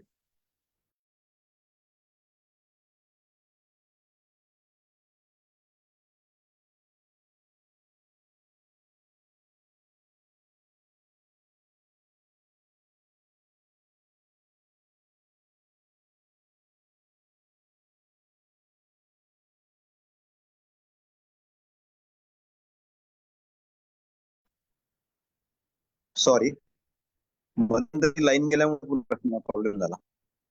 आता लाईन ओके आली सर, आहे नो आणि प्रॉब्लेम. रेंज हा, पण आली आहे. तर माझा ठीक आहे, आवाज ठीक. येतोय तर? हो सर, हा. येतं, फक्त व्हिडिओ ऑफ तर झाला. राजकीय लोकांबद्दल आता आपण बघतो की बच्चू कडू साहेब. तर बच्चू कडूंचं माझं म्हणजे 1985 पासून सोबत काम करतो. राष्ट्रीय अपंग विकास महासंघाच्या प्रत्येक मोर्चामध्ये ते यायचे. आणि आम्हाला सहकार्य करायचे, विधानसभेमध्ये प्रश्न मांडायचे. त्यानंतर त्यांनी स्वतःच्या राजकीय पक्षाच्या माध्यमातून प्रहार अपंग संघटना स्थापन केली आणि त्याच्या मार्फत आता त्यांचं काम चालू आहे. तर अतिशय काम करतात. त्यांना माहिती आहे की दिव्यांगांचे काय प्रश्न आहेत, त्यासाठी आपल्याला लढलं पाहिजे.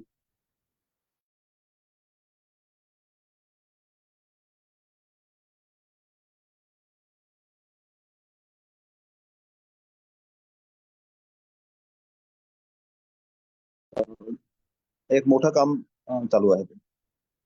तर राजकीय लोकांचं सहकार्य जे आहे ते मिळतं आपल्याला, फक्त त्यांच्यापर्यंत पोहोचणं मात्र अवघड जातं. ठीक आहे सर. खूप खूप छान माहिती दिली सर. दोनही प्रश्नाची एकदम मधुसूद माहिती दिली तुम्ही. आणि जाता थोडं थोडं फॅमिली बद्दल बी सांगू द्या. काय म्हटलं, ऐकून येईल मला. थोडं तुमच्या फॅमिली बद्दल बी सांगू द्या.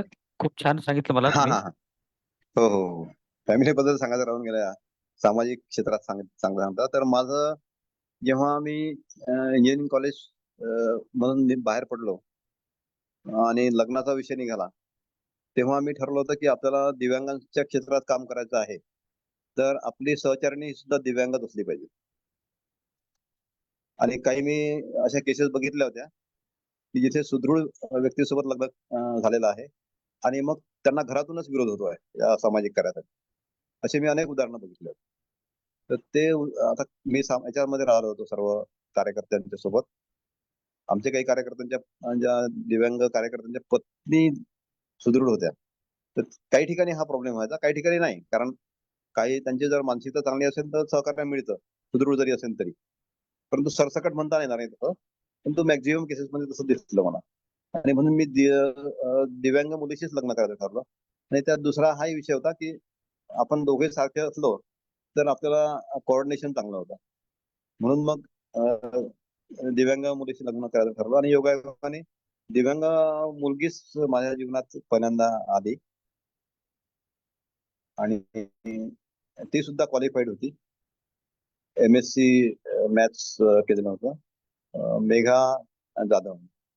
तर आम्ही अशा प्रकारे जे लग्न केलं मी ते दिव्यांग व्यक्तीशीच लग्न केलं आणि मग त्यामुळे आणखी मला सोपं गेलं सगळ्या गोष्टी.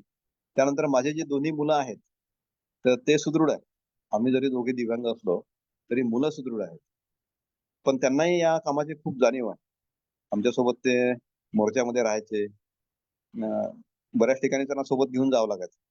त्यामुळे त्यांना एक जाणीव निर्माण झाली की हे चांगलं काम आहे आणि या कामाला त्यांचं सहकार्य आहे. आज ते उद्योगामध्ये आहेत. मला सांगताना आनंद होतो की माझी मिसेस दिव्यांग असून सुद्धा तिने नागपूरला एक पेट्रोल पंप जेव्हा आम्हाला मिळाला तिच्या नावावर, तेव्हा तिने स्वतः तो सांभाळला पूर्णपणे. मला असं वाटलं होतं की मला त्यात काही लक्ष घालावं लागेल, परंतु मला काहीच लक्ष घालायचं काम नाही पडलं. आणि तेव्हापासून 2004 पासून तर आजपर्यंत ती समर्थपणे तो पेट्रोल पंप सांभाळत आहे. अतिशय उत्कृष्टपणे सांभाळत आहे. आणि त्या पेट्रोल पंपच्या माध्यमातून आम्ही पुन्हा दुसरा एक पेट्रोल पंप मुलासाठी घेतलेला आहे. तर त्याचं काम किंवा मग मुलांसाठी काही उद्योग सुरू केले. जसं गॅरेज असेल, ट्रक गॅरेज चालू केलं. त्यानंतर पोल्ट्री फार्म आहे, गोट फार्म आहे, धाबा आहे. तसे वेगवेगळे अनेक उद्योग आम्ही मुलांसाठी चालू केलेले आहेत. तर त्या सर्वचं जे व्यवस्थापन आहे ती मिसेस सांभाळते. आणि सोबत सोबत मला या महासंघामध्ये सुद्धा सहकार्य करते. सहकार्य करत नाही तर ती आता महासंघाचे अध्यक्ष पण आहेत आता. तर अशा प्रकारे घरून मला खूप सहकार्य आहे या कामासाठी आणि म्हणूनच मी हे काम करू शकतो. आणि याच्या पुढे आम्हाला सहकार्य फॅमिलीचा लाभणार आहे. धन्यवाद सर. धन्यवाद Bhanse sir. Doctor Anita madam, Sarika madam, Rajeshri madam unmute करून बोलू शकतो. नमस्कार. बरं, तुम्ही आधी नमस्कार. बोला आणि नमस्कार. बोला बोला. सर बोला नमस्कार, मी मॅडम, राजश्री मॅडम बोला. राजश्री पाटील बोलते, अमरावती मधली आहे सर मी. हा. तुमच्याशी एक दोनदा फोनवर बोलणं झालंय. अच्छा. तुमच्यामुळे तुम्ही जेव्हा वित्त मंडळाचे जेव्हा संचालक म्हणून कार्यरत होते, हा. तेव्हा तुमच्या साईननीच मला लोन म्हणजे सँक्शन झालेलं. त्यासाठी अच्छा. Thank you sir. तेव्हा मी एकदा बोलले होते तुमच्याशी, पण तुम्हाला आठवत नसेल कारण इतक्या लोकांचा संबंध येतो तुमच्याशी. अच्छा. अं, माझा अमरावती झाला एक प्रॉपर. हा तुम्ही प्रॉपर एसरोण्याचे आहेत असं म्हणजे तेव्हा हा मला येसुर्ला. हो, आणि मी अचलपूर तालुक्यामधली चमक म्हणून खेडेगाव आहे सर. हा चमक बरोबर आहे. एसरोना तिथे पण म्हणजे माझे जवळ नातेवाईक आहेत. चमकच्या चमकला. जवळ तुळजापूर आहे, छोटं गाव. तुळजापूर आहे, अं, छोटस गाव आहे. तिथे माझी मावशी राहते. अच्छा, मोहोड. हा. नाही, ढेपे. अच्छा, ढेपे. ढेपे ढेपे. सर एक तर की जी वस्तू गव्हर्नमेंट कडून ज्या इक्विपमेंट मिळतात म्हणजे व्हीलचेअर आहे किंवा ज्या बाकीच्या वस्तू मिळतात, सो त्याची हम्म. क्वालिटी नाही आहे. आणि एक मिनिट मी दार बंद करते, आवाज येत असेल तुम्हाला, एक मिनिट.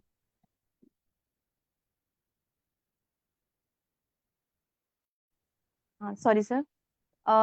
एकतर मी ना सर मला स्पायनल कॉर्ड इंजुरी झाली आहे, आणि ज्या गव्हर्नमेंट कडून ज्या व्हीलचेअर मिळतात, एक तर त्या खूप मोठ्या असतात, आणि शिवाय आम्हाला त्यातून शिफ्टिंग करता नाही येत, कारण डिस्टन्स जास्त असेल तर मी शिफ्ट नाही करू शकत.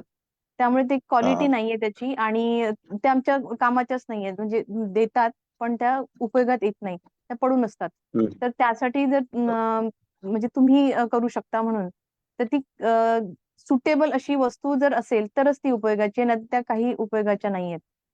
आणि दुसरं म्हणजे मला कारण म्हणजे मी जेव्हा ती व्हीलचेअर वापरायचं हे केलं, तर त्यात एकदम मी दसून गेलेली. त्याचे हात इतके उंच की मला त्यातून शिफ्टच होता नाही आला. शेवटी ती देऊन द्यावी लागली, म्हणजे कामातच नाही आली. अच्छा. आणि त्या व्हीलचेअर म्हणजे पाय आहेत सर. त्याशिवाय आम्हाला आम्ही बेडवरून म्हणा किंवा आम्ही काहीच नाही करू शकत, कारण माझे दोन्ही पाय अफेक्ट झाले आहेत स्पायनल कॉर्ड इंजुरीमुळे. आणि त्यात आम्हाला सेन्सेशन नसतं, त्यामुळे बॅलन्स राहत नाही, आणि बऱ्याच गोष्टी तुम्हाला माहिती असेल. तर त्यामुळे बरोबर. त्यात जर काही करता येत असेल तर तुम्हाला विनंती आहे की ती क्वालिटी आमच्या लोकांना उपयोगी असेल अशी.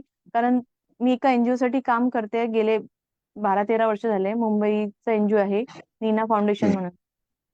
स्पायनल कॉर्ड हा, नीना इंजुरीसाठी काम. पावडर ओळखतो मी त्यांना. तर स्पायनल कॉर्ड इंजुरीसाठी काम करतात असं ते. आणि हो. बरीचशी अशी लोक आली गावाकडची आमच्या कॉन्टॅक्ट मध्ये की 7 वर्ष 10 वर्ष त्यांना साधी व्हीलचेअर नाही, ते घरातच. आणि घरचे जेव्हा जमेल तेव्हा त्यांना उचलून वगैरे नेणे, आणि त्यांच्यापर्यंत सुद्धा या वस्तू पोहोचल्याने, आणि म्हणजे ते ज्यांना गरज आहे त्यांच्यापर्यंत वस्तू पण जात नाहीये. आलं लक्षात. तर फार चांगला मुद्दा मांडला तुम्ही हा. अतिशय चांगला मुद्दा. आणि यासाठी लवकरच आमचे आता चीफ सेक्रेटरी आहेत, सुजाता सौनिक, अच्छा. आपल्या महाराष्ट्राचे चीफ सेक्रेटरी आहेत त्या, म्हणजे हा. मुख्यमंत्र्यांच्या दर्जा असतात. अच्छा. तर त्यांच्याकडे आमची मिटिंग आहे. त्या मीटिंग मध्ये आम्ही हा मुद्दा जरूर मांडू की हे ज्या व्हीलचेअर किंवा कोणतेही साहित्य दिव्यांगांना दिलं जातं, हो. तर ते साहित्य न देता त्याचे त्याचे पैसे जे आहेत ते त्यांच्या खात्यावर ट्रान्सफर करा. हो, हे पण की आणि ते आपले त्यातून त्यांना स्वतःच. हा. सॉरी, ते बोला सर. स्वतःच्या आवश्यकतेप्रमाणे घेतील. हो. त्यामध्ये दुसरा भाग असा असतो की भ्रष्टाचार सुद्धा खूप होतो. तो पण थांबेल. हो. म्हणजे वस्तू विकत घेण्यामध्ये जो काही होतो भ्रष्टाचार, तो मी हो. जवळून बघितला आहे. हो. तर तो सुद्धा होणार नाही. आणि दिव्यांगांना त्याच्या चॉईसची वस्तू मिळेल, हो. क्वालिटी चांगली मिळेल. तुम्हाला ती वस्तू कुठून घ्यायची तुमचं स्वातंत्र्य आहे, फक्त हो. ती वस्तू त्यांनी घेणं आवश्यक आहे. त्यासाठी तुम्ही काही नियम बनवा कडक. नाही तर मग हो. पैसे घेतले आणि ते खर्च केले तसं होता कामा नये.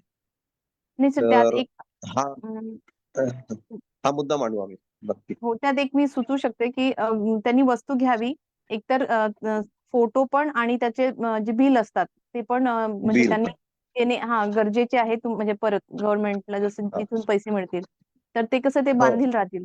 तर आम्ही एनजीओ हो. कडून पण अशा बऱ्याच वस्तू म्हणजे उत्तराखंडमध्ये, काश्मीरमध्ये दिल्या, पैसे दिले हा. आणि त्यांनी म्हणजे वस्तू घ्यावी आणि ते फोटो आम्हाला पाठवावे एवढंच होतं.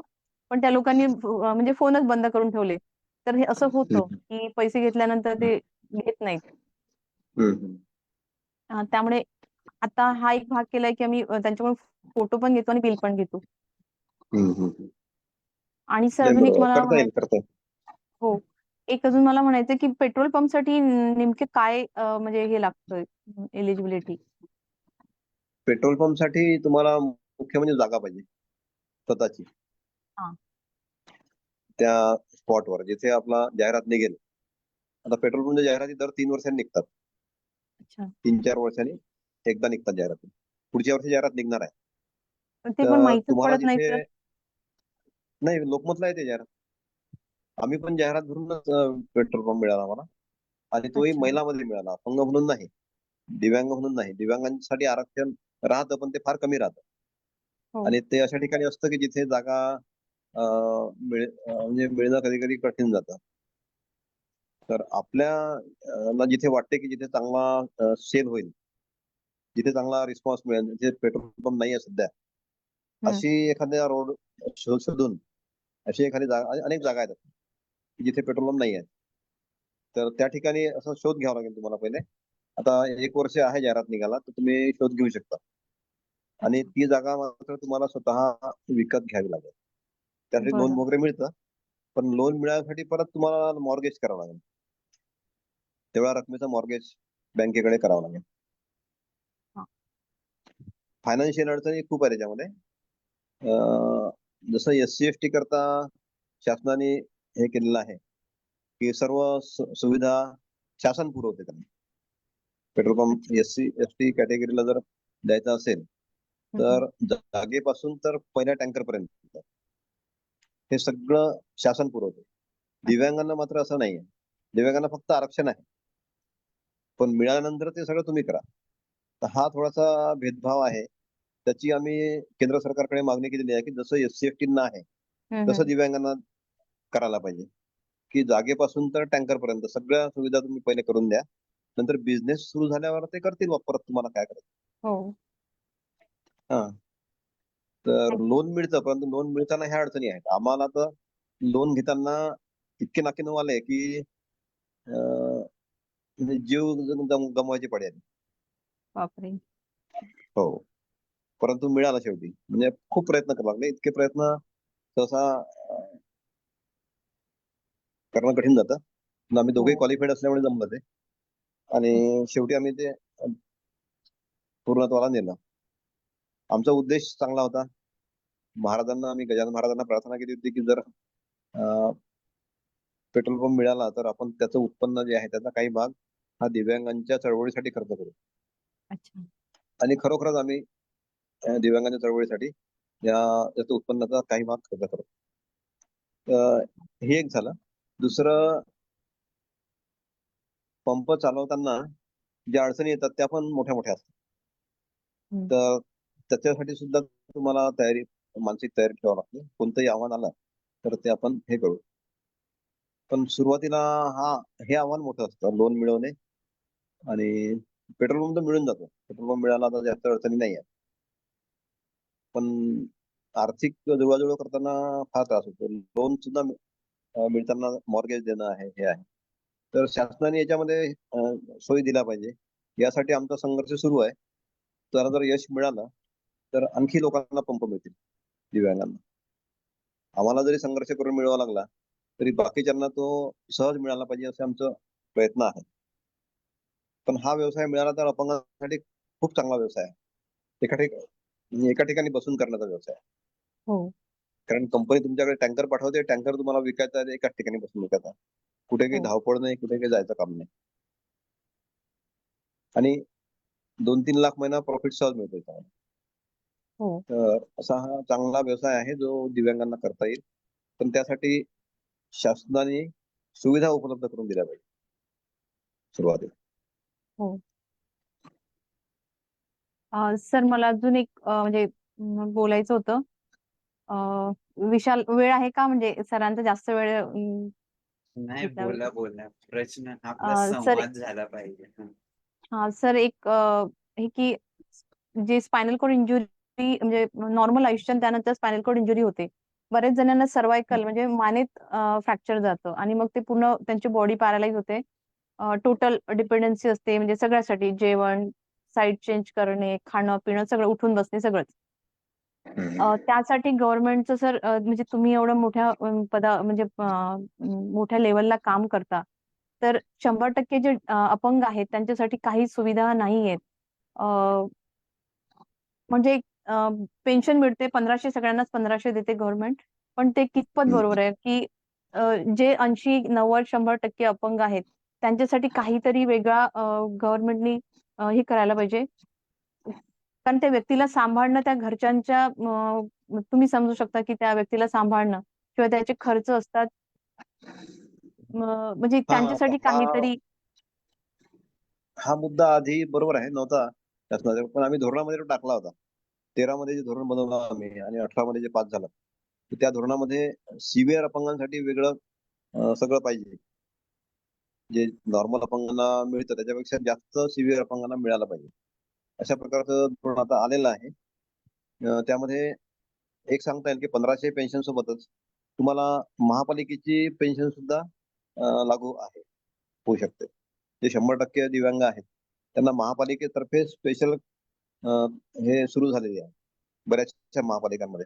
जसं पुणे आहे, मुंबई आहे, बऱ्याचशा महापालिका देतात. 5,000 पर्यंत पेन्शन देतात ते आणि 1,500 हे मिळते, म्हणजे 6,000-6,500 पर्यंत मिळून जाते आरामात. काही महापालिका 3,000 देते, काही महापालिका 2,000 देते. तर पण सर हे गावातले पेन्शन असेल काही तर मग त्यांचा हे होतो गावातला गावात प्रश्न हा आहे की गावामध्ये ग्रामपंचायत आणि पंचायत समिती किंवा नगरपालिका यांच्याकडे बजेटच कमी असतं खूप. महापालिकेकडे बजेट चांगलं असतं, पण तो नगरपालिका आणि ग्रामपंचायतकडे बजेट नाही राहत तेवढं. 5% मध्ये सुद्धा त्यांना आता बरेच अपंग कव्हर करायचे, दिव्यांग कव्हर करायचे असतात. एक 1,000-1,500 दिव्यांग असतात आणि बजेट काही लाखातच असते. ते सर्वांना मिळालं पाहिजे सारखं, म्हणून ते त्यांचं कमी होऊन जातं.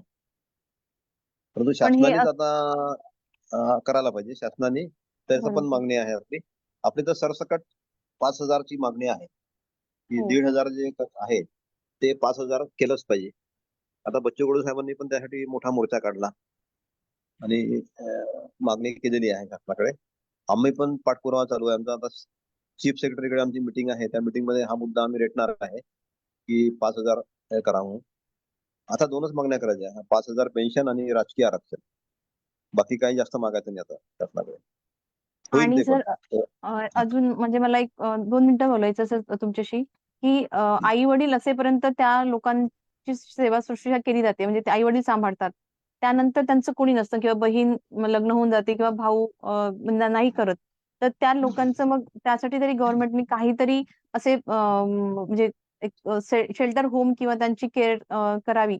असं काहीतरी करायला हवं, की ज्यांना आई-वडिलांच्या म्हणजे आई-वडिलांच्या मागे त्यांना कोणीतरी बघणारं नसतं त्यांच्यासाठी. आणि असे पण खूप लोक आहेत सर. हा, पुन्हा फोन आला होता एक, म्हणून सॉरी. डिस्टर्ब झाला थोडा. बोला. म्हणजे आई-वडील असेपर्यंत त्यांची काळजी घेतात. मग आई-वडिलांनंतर त्यांचं कोणी नसतं. आणि आला आईचं मुद्दा नंतर लक्षात. हं. मुद्दा लक्षात आला माझ्या. तर याच्यासाठी आधार केंद्र फॉरेन मध्ये आहेत. जसं आम्ही जर्मनीमध्ये गेलो किंवा वेगवेगळ्या देशांमध्ये गेलो, फ्रान्समध्ये, इंग्लंडमध्ये, तर असे या ठिकाणी आधार केंद्र स्थापन केलेले आहेत. त्याला शासनाचं पण सहकार्य आहे, अनुदान आहे आणि प्रायव्हेट मध्ये पण आहे. तर अशा प्रकारचं आधार केंद्र आपल्या इथे सुरू करायला पाहिजे अशी आम्ही शिफारस केली होती शासनाला. आणि त्यासाठी पण आता आणखी प्रयत्न करण्याची गरज आहे. चांगला मुद्दा तुम्ही लक्षात आणून दिला. आधार केंद्र जर झाले तर त्या ठिकाणी तुम्हाला हे करता येईल, व्यवस्था तुमची होऊ शकेल. तसे आधार केंद्र करणं शासनाला कठीण नाही आहे, पण केलं पाहिजे. आता इतक्या शाळा शासन स्थापन करते, शाळा सुरू केल्या शासनाने. नॉर्मल शाळेत पण दिव्यांग शिक्षण घेऊ शकतात. मग हो. विशेष शाळांची एवढी आवश्यकता काय आहे? हा, मूकबधीर, आपला डीफ अँड डम आणि किंवा ब्लाइंड किंवा सिव्हिअर हँडिकॅप यांच्यासाठी ठीक आहे. तर तुम्ही नॉर्मल अपंग मुलांना पण विशेष शाळामध्ये पाठवता आणि त्याच्यावर करोडो रुपये खर्च करता. तर तो हो. खर्च तुम्ही इकडे करा आधार केंद्रामध्ये, बरोबर बरोबर. असं आमची मागणी आहे त्याच पाठीवर. हो सर. तुम्ही करू शकता म्हणून मग म्हटलं की तुमच्याशी बोलावं. थँक्यू. तुमचा नाही नाही बराच वेळ नाही, याची मागणी आहेच ऑलरेडी, ते हो झालं पाहिजे. परंतु हो काय होतं इथे सगळ्या ह्या मागण्या आहेत आपल्या, परंतु आपले अपंग बांधव लवकर संघटित होत नाही. वेगवेगळ्या हो वेगवेगळ्या छोट्या छोट्या संघटना स्थापन करतात, मग त्या अध्यक्ष म्हणून ते मिरवतात आणि करत काहीच नाही. त्याच्यामुळे आपली संघटित शक्ती विभाजित होऊन जाते. हो तर ही विभाजित शक्ती एकत्र आली तर त्या सगळ्या गोष्टी होतील. करू आपण. हो सर. Thank you sir. थँक्यू. धन्यवाद राजश्री मॅडम. डॉक्टर अनिता. धन्यवाद सर. सर नमस्कार. हा. मला प्रश्न सर असा बोला. विचारायचा आहे. सर मी हा. म्हणजे मला खूप छान वाटलं सर की तुम्ही प्रत्यक्षात तुमच्याशी बोलायला भेटणार आहे या ह्याने. कारण याच्या आधी म्हणजे मी ना अपंगांवर पीएचडी केली आहे सर. एक मिनिट सर. हा. हा. तर अपंगांच्या विषयावर मी पीएचडी केली सर. अपंगांच्या अरे रोजगार वा. ह्या विषयावर. आणि अरे त्यासाठी वा. मला आकडेवारी लागत होती सर. नाशिक जिल्ह्यातील अपंग मी निवडले होते 5 प्रकारचे. हा हा आणि त्या संदर्भात मला आकडेवारी लागत होती रोजगाराची, पण मला सर नाही पाहिजे तशी मला ती अवेलेबल नाही झाली. आणि याच्यामध्ये सांगायचा मुद्दा असा की म्हणजे माझा अभ्यासाचा विषयच होता एमफिलचा पीएचडीचा. हा पण त्याच्या आधी मी ना अपंग वित्त महामंडळामध्ये मी अर्ज पण केला होता वित्तासाठी.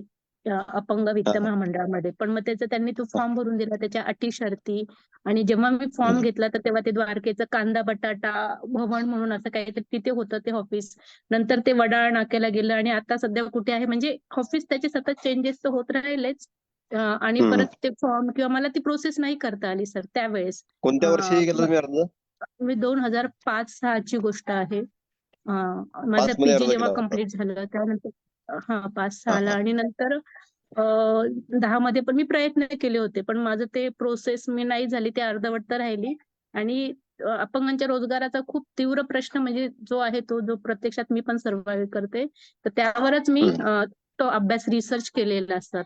आणि अच्छा त्यासाठी अच्छा. मी प्रशासकीय ज्या ह्या होत्या आपल्या प्रशासकीय ऑफिसेस, तर तिथे मी भेटी देऊन तिथे अपंगांची आकडेवारी मी मागवायची. तर पण मला पाहिजे तशी आकडेवारी पण मिळाली नव्हती की नेमकी किती अपंग आहेत तालुक्यामध्ये, जिल्ह्यामध्ये आणि त्यापैकी किती जणांना रोजगार भेटला, किती जण बेरोजगार, अशा प्रकारची कुठली आकडेवारी सर सद्यस्थितीमध्ये ऑफिसमध्ये नाहीत. ऍक्च्युली ती असायला पाहिजे.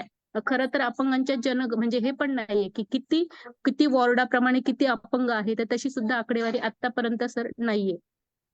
म्हणजे तीच तशी व्हायला हवी. म्हणजे माझ्या रिसर्चमध्ये ते मी मांडलेलं आहे की हे पण असायला हवं की आकडेवारी, अपंगांची आकडेवारी असायला हवी. हो. कारण अपंग फक्त शिक्षण घेतात आणि शिक्षणानंतर पुढे काय, म्हणजे ते जिथपर्यंत पोहोचतात तीच म्हणजे आणि त्यानंतर पुढे काय.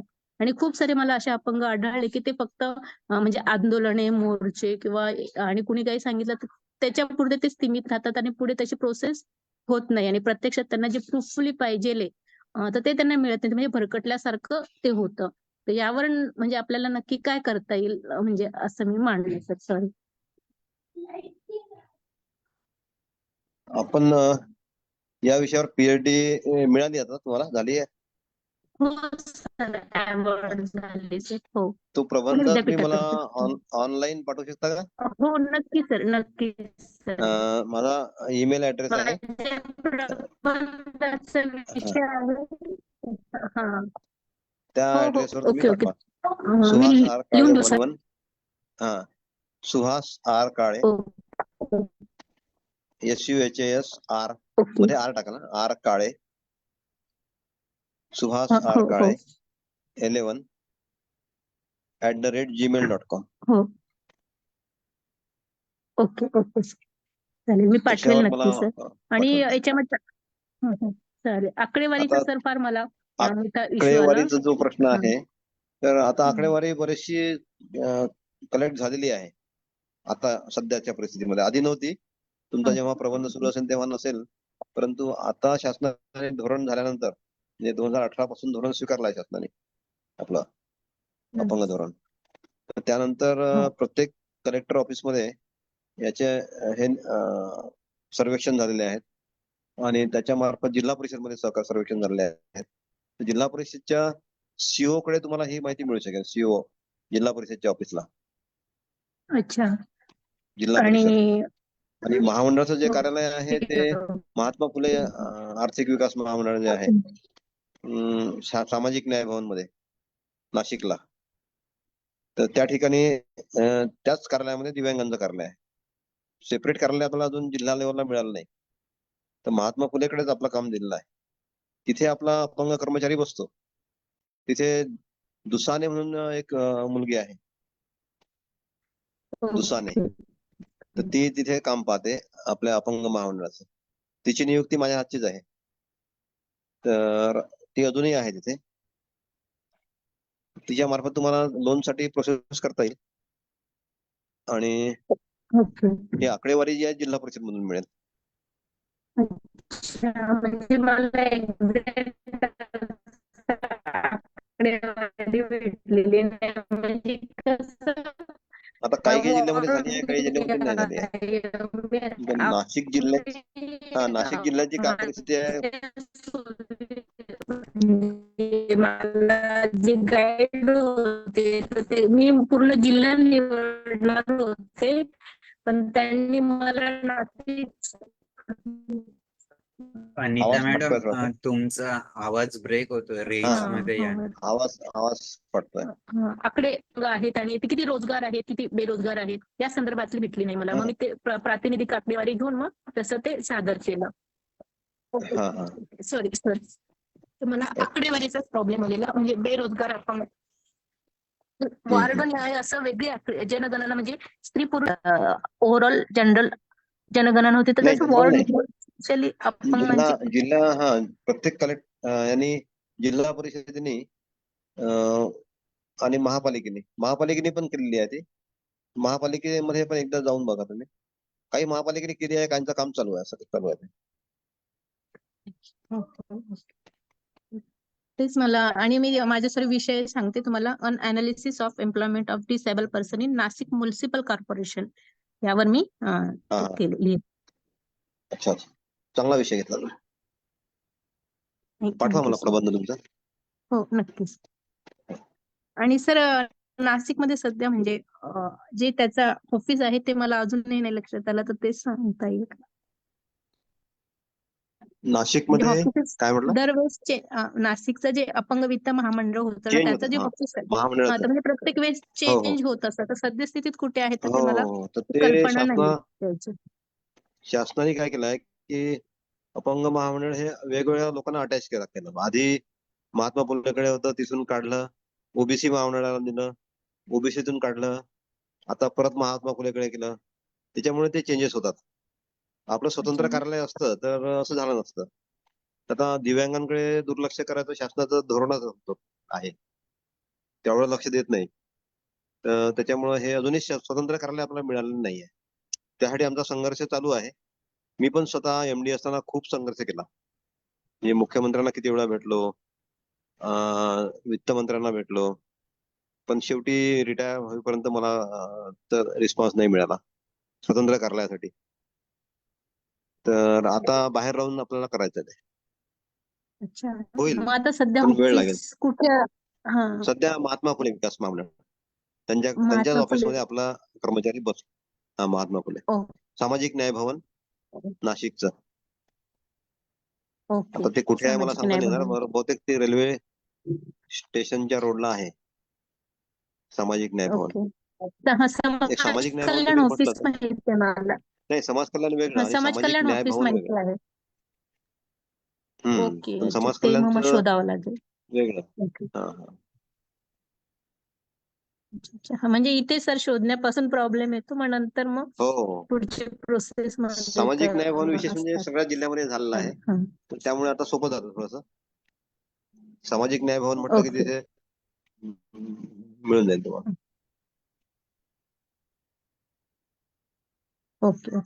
धन्यवाद सर. ओके. आणि आरोग्यपूर्ण जीवनाच्या तुम्हाला खूप खूप शुभेच्छा सर. थँक्यू. Thank you sir.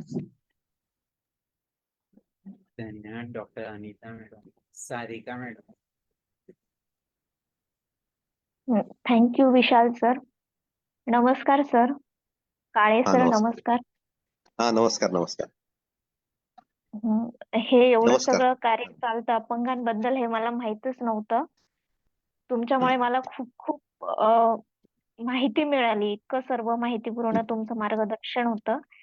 माझा मुद्दा असा आहे सर की अपंग व्यक्ती समाजात एका नॉर्मल व्यक्तीसारखी वावरत असते. तिचं जे काही योगदान आहे ते ती व्यवसाय म्हणा किंवा नोकरीच्या माध्यमातून राष्ट्रासाठी देत असते.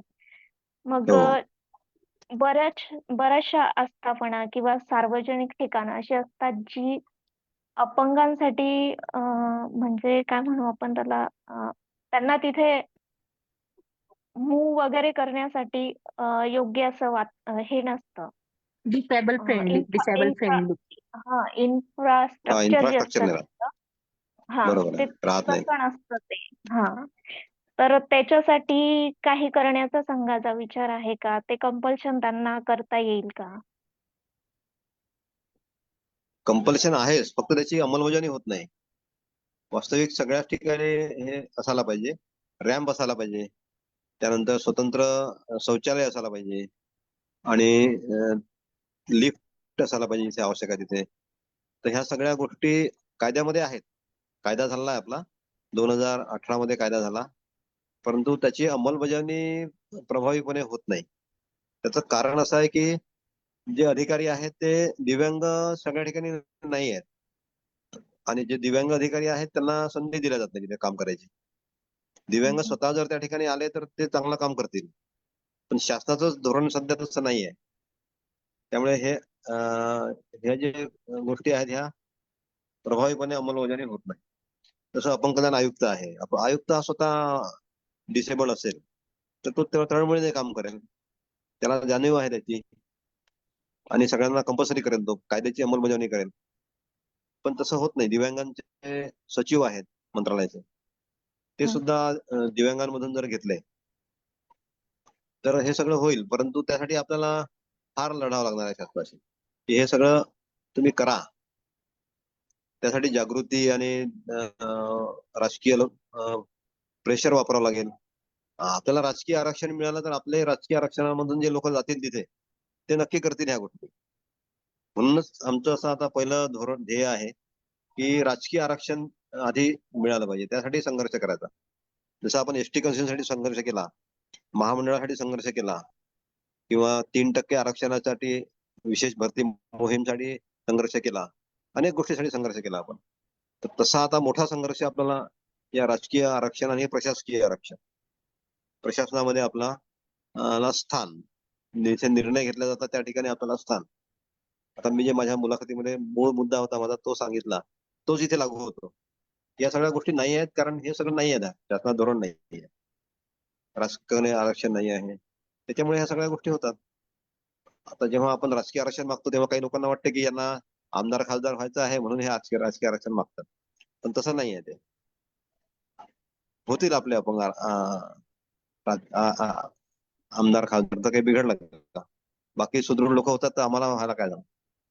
आमच्यामध्ये जे क्वालिफाईड आहेत, जे लायकीचे आहेत त्यांना मिळेल ते पद, पण आधी तुम्ही द्या ना, आरक्षण द्या ना.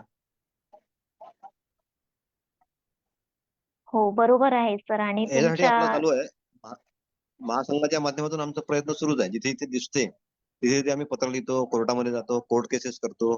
कोर्टामध्ये पण खूप खर्च येतो कोर्ट केस करायसाठी, तो पण आपण केलेला आहे. महासंघातर्फे आपण कोर्ट केस टाकलेले आहेत हायकोर्टामध्ये, त्याच्यावर पण निर्णय मिळालेले आहेत.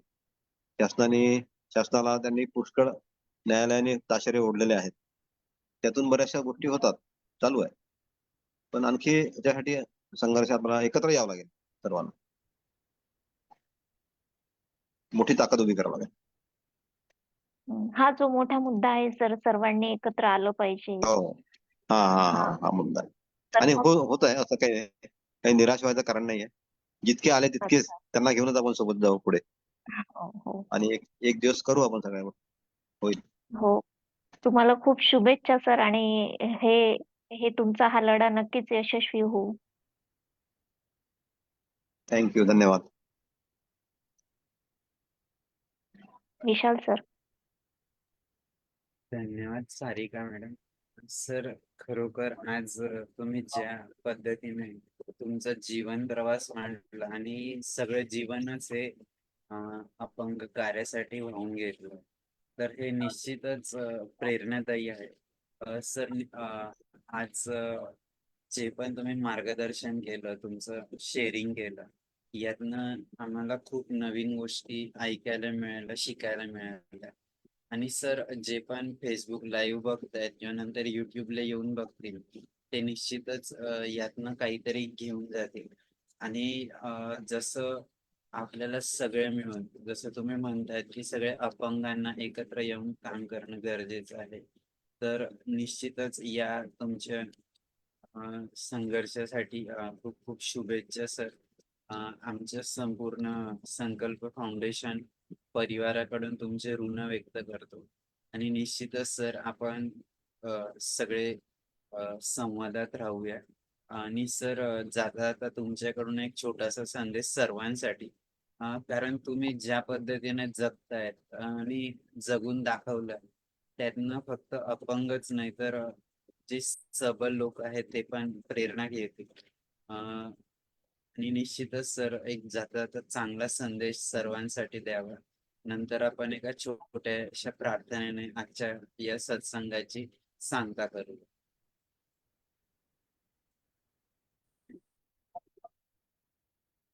शेवटी माझा संदेश हाच राहील की प्रत्येकाने आपल्या आयुष्यात जे अडथळे येतात, ते अडथळे हे येणारच, कारण जीवन म्हटलं की सगळं आला.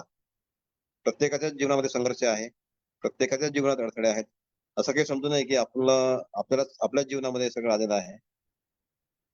तर त्याच्यावर मात करून पुढे जाण्याची जिद्द ठेवावी आणि जे आपलं ध्येय आहे ते गाठण्यासाठी प्रामाणिकपणे जर प्रयत्न केले तर निश्चितपणे यश मिळतं. यश यश मिळण्यासाठी वेगळं काही करावं लागत नाही. प्रयत्न मात्र सर्व अडथळ्याला मात करून करावे लागतात. यश हे मिळतच मिळतं. हा माझा अनुभव आहे स्वतःचा. खूप खूप शुभेच्छा सर तुम्हाला भावी आयुष्यासाठी, तुमच्या आरोग्यासाठी आणि या सगळ्या कार्यासाठी. आणि निश्चितच सर, आपण भविष्यात देखील जिथं जिथं तुमची गरज असेल, आम्ही नक्की तुम्हाला आवाज देऊ, तुमचं मार्गदर्शन घेऊ. आणि ते सर्वांसाठीच असलं पाहिजे, यासाठी प्रयत्न करू. सर, आपण जो बहुमूल्य वेळ दिला आमच्या त्याबद्दल या पुनश्च लढ्यामध्ये आमच्या या लढ्यामध्ये आम्हाला संकल्प फाउंडेशनचं सुद्धा सहकार्य लागणार आहे पुढे. नक्की सर, सर्व नक्की नक्की. घटकांचं सहकार्य घेऊनच आपल्याला पुढे जायचं आहे आणि येस सर, यशस्वी व्हायचं आहे. नक्की नक्की सर. थँक्यू, धन्यवाद. येस सर, एक छोट्याशा प्रार्थनेने आजच्या कार्यक्रमाची सांगता करू. सर्वे भवन्तु सुखिनः, सर्वे सन्तु निरामया, सर्वे भद्राणि पश्यन्तु, मा कश्चित् दुःखभाग् भवेत्.